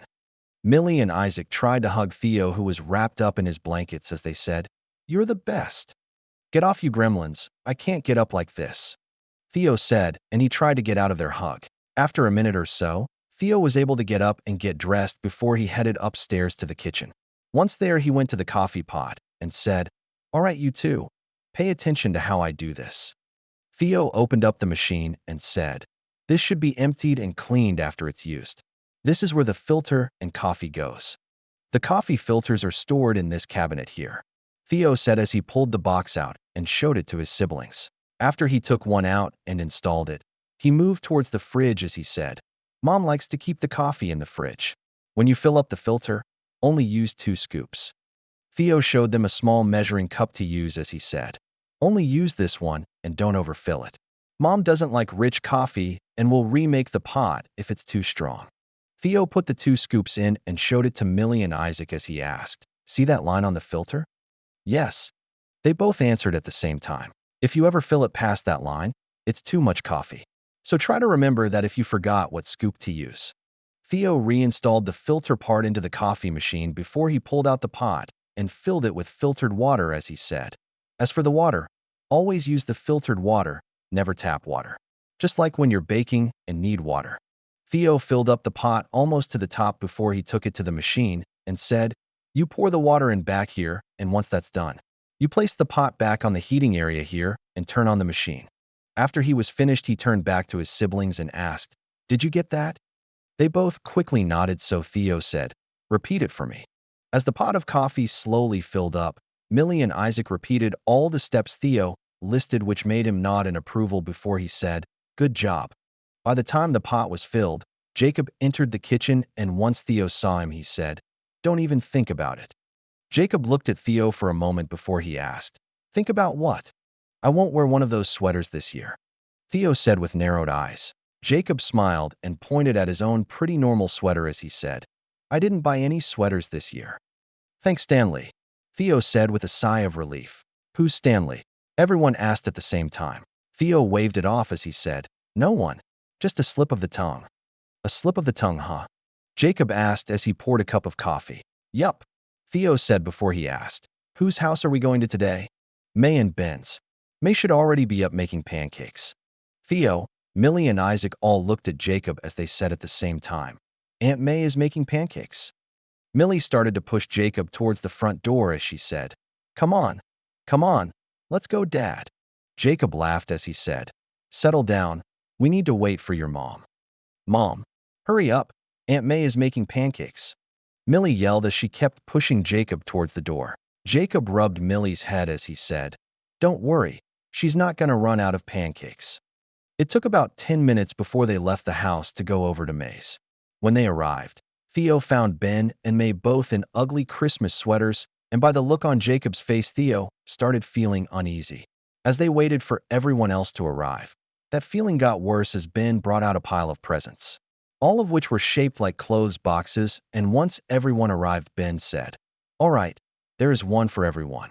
Come find your name and open your pre-breakfast gift." Theo didn't move when everyone started pulling out ugly sweaters and putting them on. After a moment, he quickly headed towards the bathroom without a word. Once he closed the door, he created a shadow clone and started to open a portal as he said, "You handle it." Before the portal even opened, his shadow clone said, "Fuck that, I'm out," and dispelled itself. Theo stared at where the clone was and frowned as he made another clone. That clone didn't even speak before it dispelled itself, which caused Theo's right eye to start twitching. Theo made 5 more clones, and every single one dispelled itself before someone knocked on the door and asked, "You all right in there?" Theo closed the portal, splashed some water on his face before he opened the door, and found his dad waiting there. He was wearing the same ugly sweaters as everyone else and held Theo's gift in his hand. He smiled at Theo and handed him the gift as he said, "Come on, it's not bad. You guys are worse than a cult," Theo said with a frown as he took the gift. Jacob smirked and patted Theo on the shoulder as he said, "Of course we are. We're your family." Theo shook his head, but after a few minutes, he was also wearing the sweater with everyone else. The rest of the day he spent with his family, playing games, eating food, and just having a good time. Except for the sweater, he still hated the stupid sweater trend his family seemed to love. Throughout the day as food was brought out, Theo stored some away for when he visited Hella. Hours later, when Theo finally got back home, he quickly took off the new ugly sweater and stored it in the back of his closet next to the other ones. Afterwards, he created a clone and sent it to go sleep in his bed as he portaled to go meet up with Hella. As he stepped out of the portal, he pulled his cell phone out from his storage seal. The moment it recovered service, it started going off with missed calls and text messages. Most of them were from people like Gabby, Hulk, and others wishing him a Merry Christmas and thanking him for the presents. But over 50 of them were from Tony, and they were all complaining about the amount of gifts he left for Morgan. As he knocked on Hella's door, he decided to ignore Tony since it wasn't important. But as Hella opened the door, Iron Man started to play as Tony called him again. Ezekiel smiled at Hella as he said, "Merry Christmas." "Merry Christmas to you too. Are you going to answer that?" Ezekiel glanced at his phone that he just silenced, and after a moment he let out a sigh as he said, "I probably should, or he won't stop calling." As they walked inside, Hella asked, "It's Tony, isn't it?" Ezekiel hit the button to answer it in speaker mode as he said, "Unfortunately." "Unfortunately what?" Tony asked in a confused tone. "That you have no other friends and have to bug me all the time," Ezekiel said as he took a seat at the kitchen table while Helen nodded in agreement.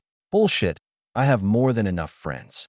Ezekiel rolled his eyes as he started to take plates of food out of his storage seal and place them on the table as he said, "Okay, name them."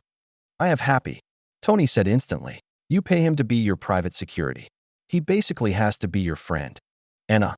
She only tolerates you because she's in love with Happy," Ezekiel said. "Rhodey. He's definitely my friend."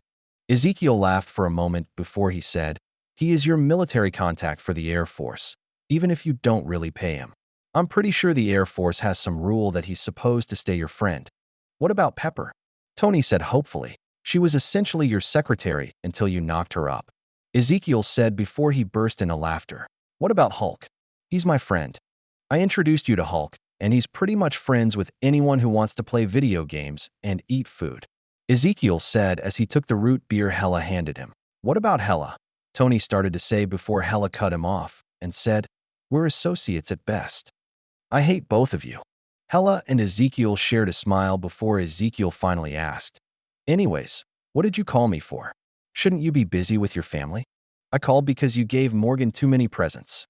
"What the hell am I supposed to do with all these toys? You have like 10 rooms in your house. Turn one of them into a playroom." Ezekiel said before he took a drink from his root beer. "Why do you always give me so much work?" "Because you're lazy unless it's something you find interesting. You should take some time to make a kid's playroom with Pepper. I'm sure she would love it. She might even want to have another kid if you start acting like a proper dad." Ezekiel said with a chuckle. "Morgan is already a handful. I don't know if I could handle another kid," Tony said as his voice trailed off. "You'll be fine. Just do it. Worst case, you just hire a nanny or something to help out. Plus, don't you want a son? You could work on stuff together when he gets older." "I could do that with Morgan," Tony said after a few moments of thought. "And if she doesn't want to do stuff like that, I'll think about it," Tony said before he quickly asked, "Also, why didn't you answer earlier? I've been trying to contact you all day and you ignored me." "What if it was an emergency?" "Because I was busy with my family, which is what you should have been doing. Not calling to complain about stuff that doesn't even matter." "And if it was an actual emergency?" Tony asked. "I have a system in place that screens my calls. If it's a true emergency, I would have a team there in less than a minute. It's the same system I have in place for my employees and works as their health plan." "Huh, I didn't know that. You really do care, don't you?" Tony asked in a surprised tone. "It's out of pity more than anything else, since I'm your only real friend after all." "Fuck you." 00229. Here comes the spider. After Christmas break, school started up like normal, and for a couple weeks, everything was fine. Peter was talking with Theo as they brainstormed ideas on how to improve the shop software. They were walking with their siblings and friends as they headed towards the shop itself to do homework together. It was drilled into them by Theo over the years to the point that it was habit at this point. Peter, on the other hand, copied Theo and just did his homework during class or on breaks. The only time he needed to do homework at the shop was if it was a larger project. When they arrived, Peter and Theo started to help everyone else with their homework. While it wasn't really needed at this point, because even Millie would do her homework without arguing anymore. Theo and Peter still helped everyone out though, mostly because Peter had a crush on MJ and probably Jean too. And Theo because he just liked helping out his siblings. After everyone's homework was finished, Millie and the others stayed in the office to hang out and play some board games. While Theo went upstairs to help out in the shop, and Peter went to check out what his parents were working on currently. Peter found his parents outside of the main lab working at their computers as they looked over data. When Peter walked in, he moved next to them as he asked, "Hi Mom, Dad. What are you working on?"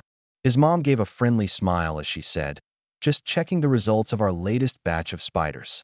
Richard turned around as he asked, "Did you and the others finish your homework already?" "Theo and I finished at school. We were just helping everyone else out." Richard nodded as he said, "Good job, kiddo. Keep that up and it will help you get into a good college." Richard pulled Peter next to his computer as he asked, "Want to see what we're working on yourself?" Peter nodded, so Richard stood up and let Peter take his seat. He then leaned over from the side and controlled the mouse as he said, "Here, look at this and tell me if you can spot the difference." Richard pulled up two data sheets and put them next to each other on the screen as he said, "Here is the last batch and the current batch of spiders." Peter studied it for a few moments before he excitedly pointed at some data as he said, "This is more than double from the last batch." "Yup, and what else?" Peter studied it before he pointed at another number and asked, "They became more venomous. Are you trying to make them more venomous for some reason?" "I thought the goal was increased silk production." Richard rubbed Peter's head as he said, "We are, but we're changing things at a genetic level and have no idea what other effects a single change will bring." "So the change you made doubled silk production, but also made them more poisonous?" Richard nodded before he said, "But the poison is almost non-existent, so it won't affect humans if they are bit. So we'll probably keep this change in the long run as long as it stays consistent." "Speaking of which, the spiders need to be fed today. Do you want to do it?" Mary asked as she worked on her computer. "Sure. I just need to give them a single cricket each, right?" Peter asked as he hopped out of the chair. "Yup, and make sure they don't escape their containers." Richard reminded Peter as he moved towards the spider containment area of the lab. "Don't worry, Dad. I remember." When Peter entered the room, he started on the left side of the room and slowly worked his way to the right. About halfway through feeding them, Peter found one of the containers completely empty, like a spider was never placed inside. While every container before it had at least a small spider web created somewhere inside it. It was possible that the specimen died before they placed it in the container since it happened before. Peter noted it down and continued down the line feeding the other spiders until he finished. Afterwards, he went back to meet with the others and didn't notice the tiny spider that was currently resting on his clothes. Back in the office area, he found everyone but Theo playing a card game. He joined in on the next round, and as he was playing, the spider slowly crawled down to his hand and bit him. Peter barely felt it, but went to scratch his hand on instinct and somehow knocked the spider onto MJ's calf just above her sock. A moment later, the spider bit MJ, and she scratched her leg in response, killing it. The spider was so small that she didn't even notice something was there. It wasn't until hours later that both MJ and Peter became sick with fever-like symptoms. Over the next few days, both of them missed school, and Theo didn't see either of them till Friday morning on the way to school. At first, Theo didn't notice anything directly wrong, since Peter seemed pretty normal. But once MJ and Jean met the group, Theo noticed something strange as MJ stayed closer to Peter than normal. It also helped that MJ smelled Peter a few times and said, "Wow, did you use something new, Peter? You smell really good today." "You smell good too, MJ." "Thanks, I'm glad you noticed," MJ said as she smiled at Peter. Jean also smelled Peter before she tilted her head slightly and said, "I don't smell anything different." "Really? I swear something he used smells really good," MJ said as she leaned closer to Peter and took another sniff. Theo narrowed his eyes slightly as he watched the exchange and had a suspicion something happened. Something he didn't expect and was wondering if he should interfere with. But he didn't have proof and would need to test his theory first. As they continued walking to school, Theo wanted to test Peter and MJ. So he sent hand signals to the ENBU, who were watching over the area. A few minutes later, a truck passed by, and a hidden ENBU member threw a rock from its direction at Peter's head. Peter didn't see the rock coming, but he stopped walking for a moment, and it flew right past him. Peter frowned slightly and looked around, not understanding what happened exactly, but Theo knew.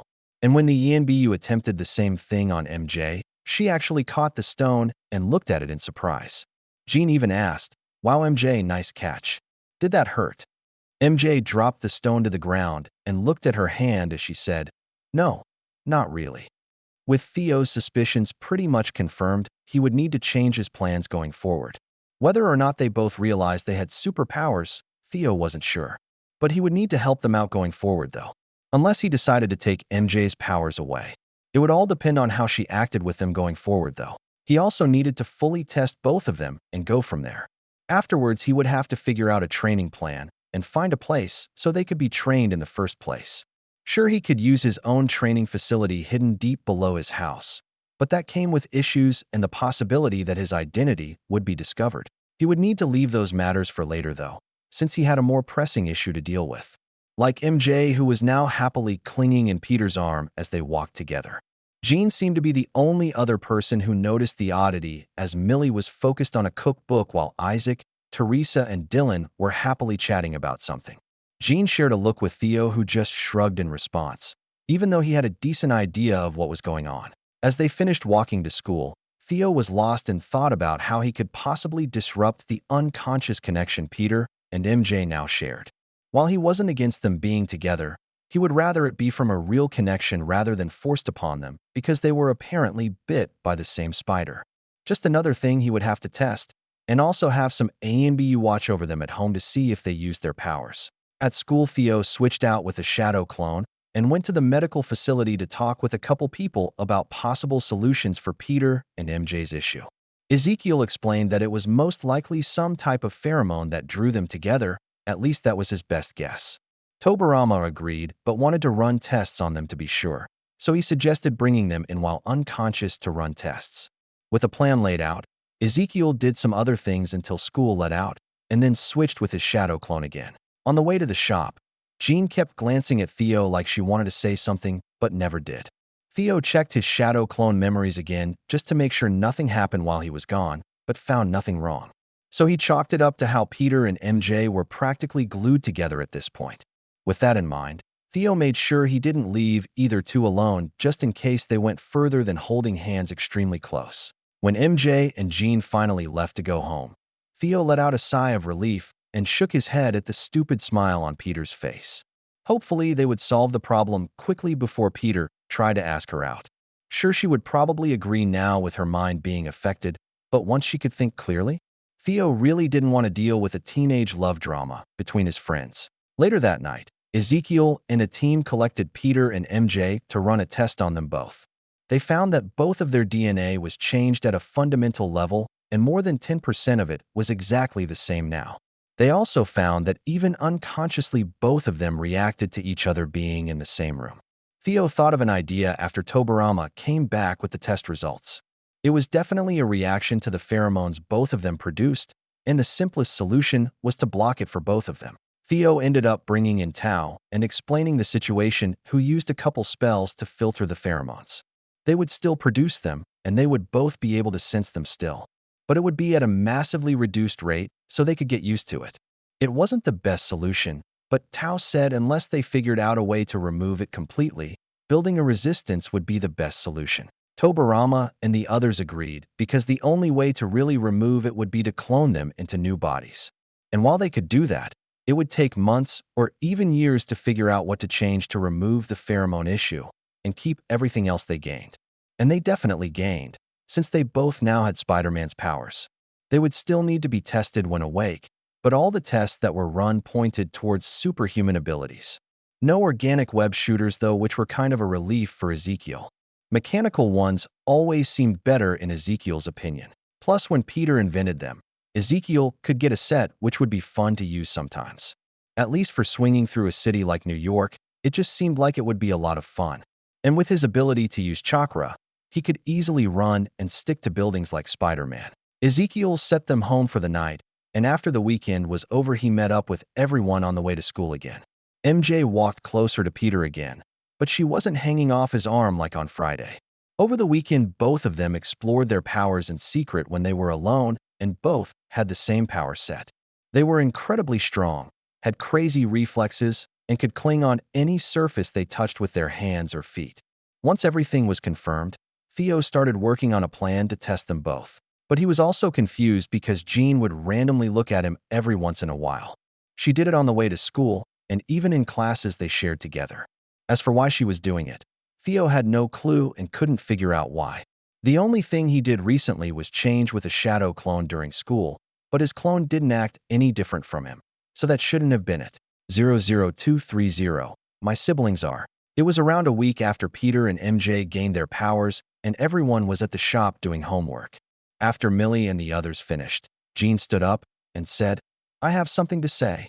Jean first looked at Peter and MJ for a few moments before she glanced at Theo as she said, "After the car accident, I said something happened to me. But I never really explained what happened because I wasn't sure how to do it. I also told you all I had to take special classes each day, but I didn't tell you what they were about," Jean said as she glanced back over Peter, MJ, and finally Theo. Theo started to feel slightly uncomfortable as Jean said, "The truth is, I awakened powers when I witnessed the car accident, and that's why I passed out." "Powers?" a couple people asked at the same time. Jean nodded as she stepped back from the table and raised her arms to each side before she floated in the air. Everyone gasped in shock before Millie excitedly asked, "You can fly?" Jean slowly floated back to the ground as she said, "Not yet, but once I gain more experience, I'll be able to fly." "That's so cool. What else can you do?" Millie asked as she grabbed Jean by the shoulders and shook her slightly. Jean blushed slightly as she said, "Well, my powers are kind of complicated, but I'll be able to do a lot of things once I master them." Jean glanced at everyone for a moment before she focused on Peter, MJ, and Theo again as she apologetically said, "One of my main powers is telepathy."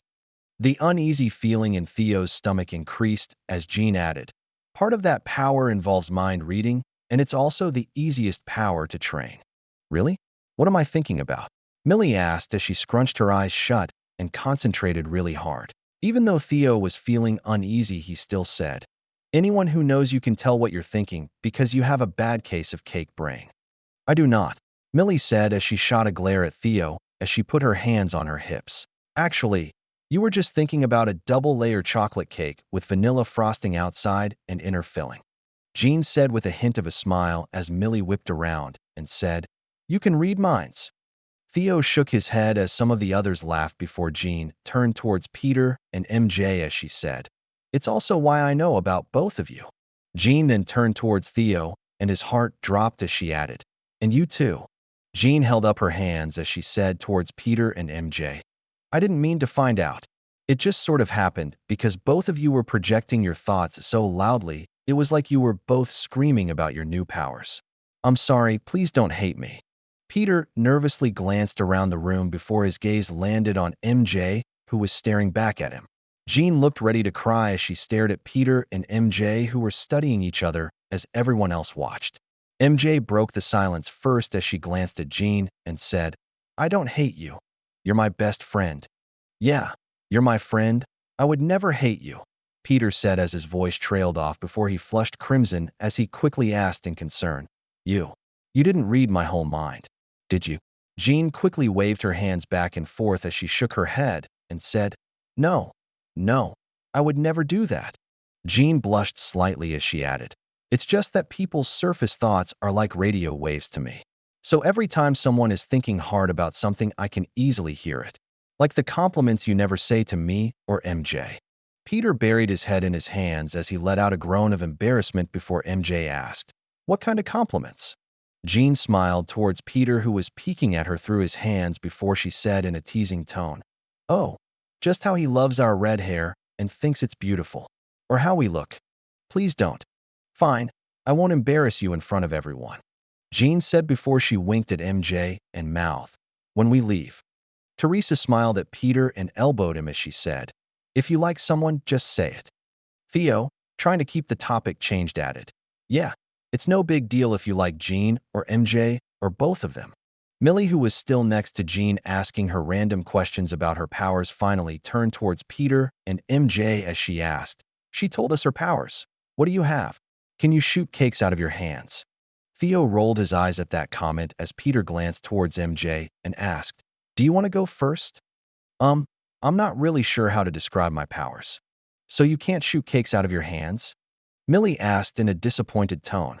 Both MJ and Peter shook their heads before Peter said, "Well, I guess I'll go first since I know what I have. Actually, I'll be right back. I need to grab something." Peter ran out of the room before anyone could respond, and a moment later Teresa said, "I guess his power has to do with being fast." Peter returned with a small piece of scrap metal in his hands before he said, "One of my powers is strength-based." Peter easily bent the 2-inch thick piece of metal like paper and then showed it to everyone. MJ jumped up from her seat as she said, "I think I can do that too." Peter handed her the piece of metal and she easily bent it too before he said, "Wow, we kind of have the same power.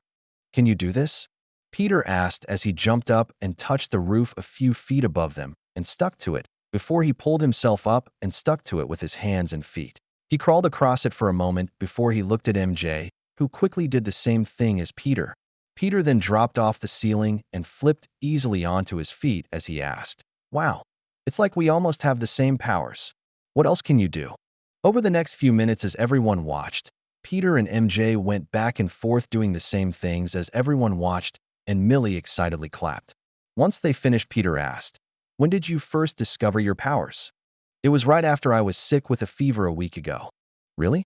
"Me too," Peter said excitedly before he asked, "If that's the case, then I wonder what caused it and why we were the only ones who got sick and gained cool powers," Millie said with a pout. Isaac and Teresa nodded in agreement before Jean added, "Yeah, your powers are kind of like a spider." "I thought the same thing, but I'm not sure how."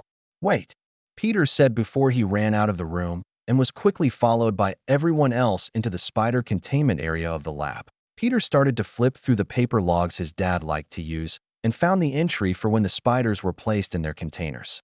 It clearly noted a spider being in the empty container he found before he got sick. As Peter looked through the logs, Theo asked, "What are you looking for?" "I just thought of something but needed to confirm it," Peter said as he pointed at the empty container and said, "I thought I just awakened my powers randomly, but with MJ getting the exact same powers. I think we were bitten by this missing spider." Everyone looked at the empty container for a few minutes before Millie asked in a curious tone, "So all we have to do is get bitten by a spider?" And Theo clamped a hand onto Millie's shoulder as he said, "Don't even think about it. The fact it didn't kill them or turn them into some kind of genetic monster is a miracle in itself. Millie nodded solemnly as she said, "Okay." Isaac shared a glance with Teresa and Millie as Peter pulled the others' attention and said, "We need to tell my parents. They'll need to check us over and make sure there aren't any issues." MJ was a little pale as she asked, "You think something could be wrong with us?" Peter shrugged as he said, "No idea, but it would be best to figure it out now." Peter moved towards his parents' office with everyone else, and after entering, he cautiously said, "Mom, Dad, me and MJ were bitten by one of the research spiders." Both his parents quickly turned to look at the kids before Richard moved towards Peter as he asked, "Where at? Does it hurt?" Peter shook his head as he said, "That's the thing, we don't know. It probably happened the same day, MJ, and I got sick last week." Mary nodded as she checked over Peter and said, "You were bedridden with that terrible fever for a few days, but you've been completely fine since then." Richard studied Peter and MJ for a few moments before he asked, "How sure are you that you were bitten by one of the spiders?" Peter jumped up and stuck to the ceiling with just his fingertips before MJ copied him. Richard and Mary stared at them with their mouths open for a few moments before Richard pointed towards the test lab and said in a frantic tone, "Both of you to the lab, now." Everyone followed along and watched as Richard and Mary started running tests on both Peter and MJ. Theo watched cautiously and couldn't help but glance at Jean and hoped everyone would forget she singled him out early too. While he could probably lock the memory away, he really didn't want to mess with Jean's mind and fuck something up like Xavier would. He also didn't want to mess with his family's mind either. Sure, he would use a simple Jinjutsu to sneak food for Hela, but altering their memories. He didn't want to do anything like that to his family. It took almost an hour for the first tests to finish, and Theo was lost in his head for most of it, trying to think of how Jean even figured out he had powers and what to do about it. Richard turned towards Peter and MJ as he said, "How could a simple spider bite do so much?" "What's wrong, Dad?"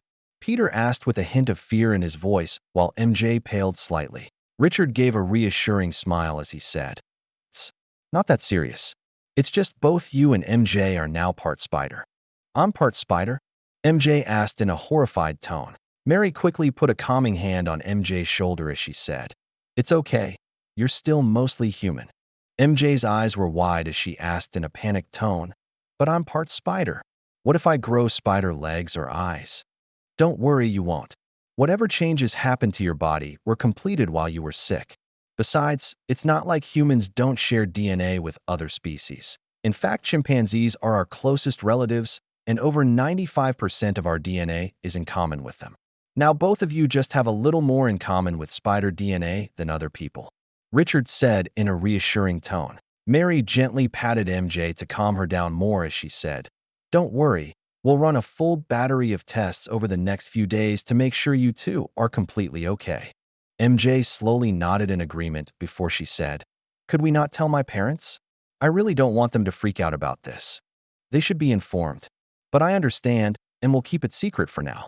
But after we confirm everything with tests, you should tell them yourself, or we will," Mary said as she shared a look with Richard, who nodded in agreement.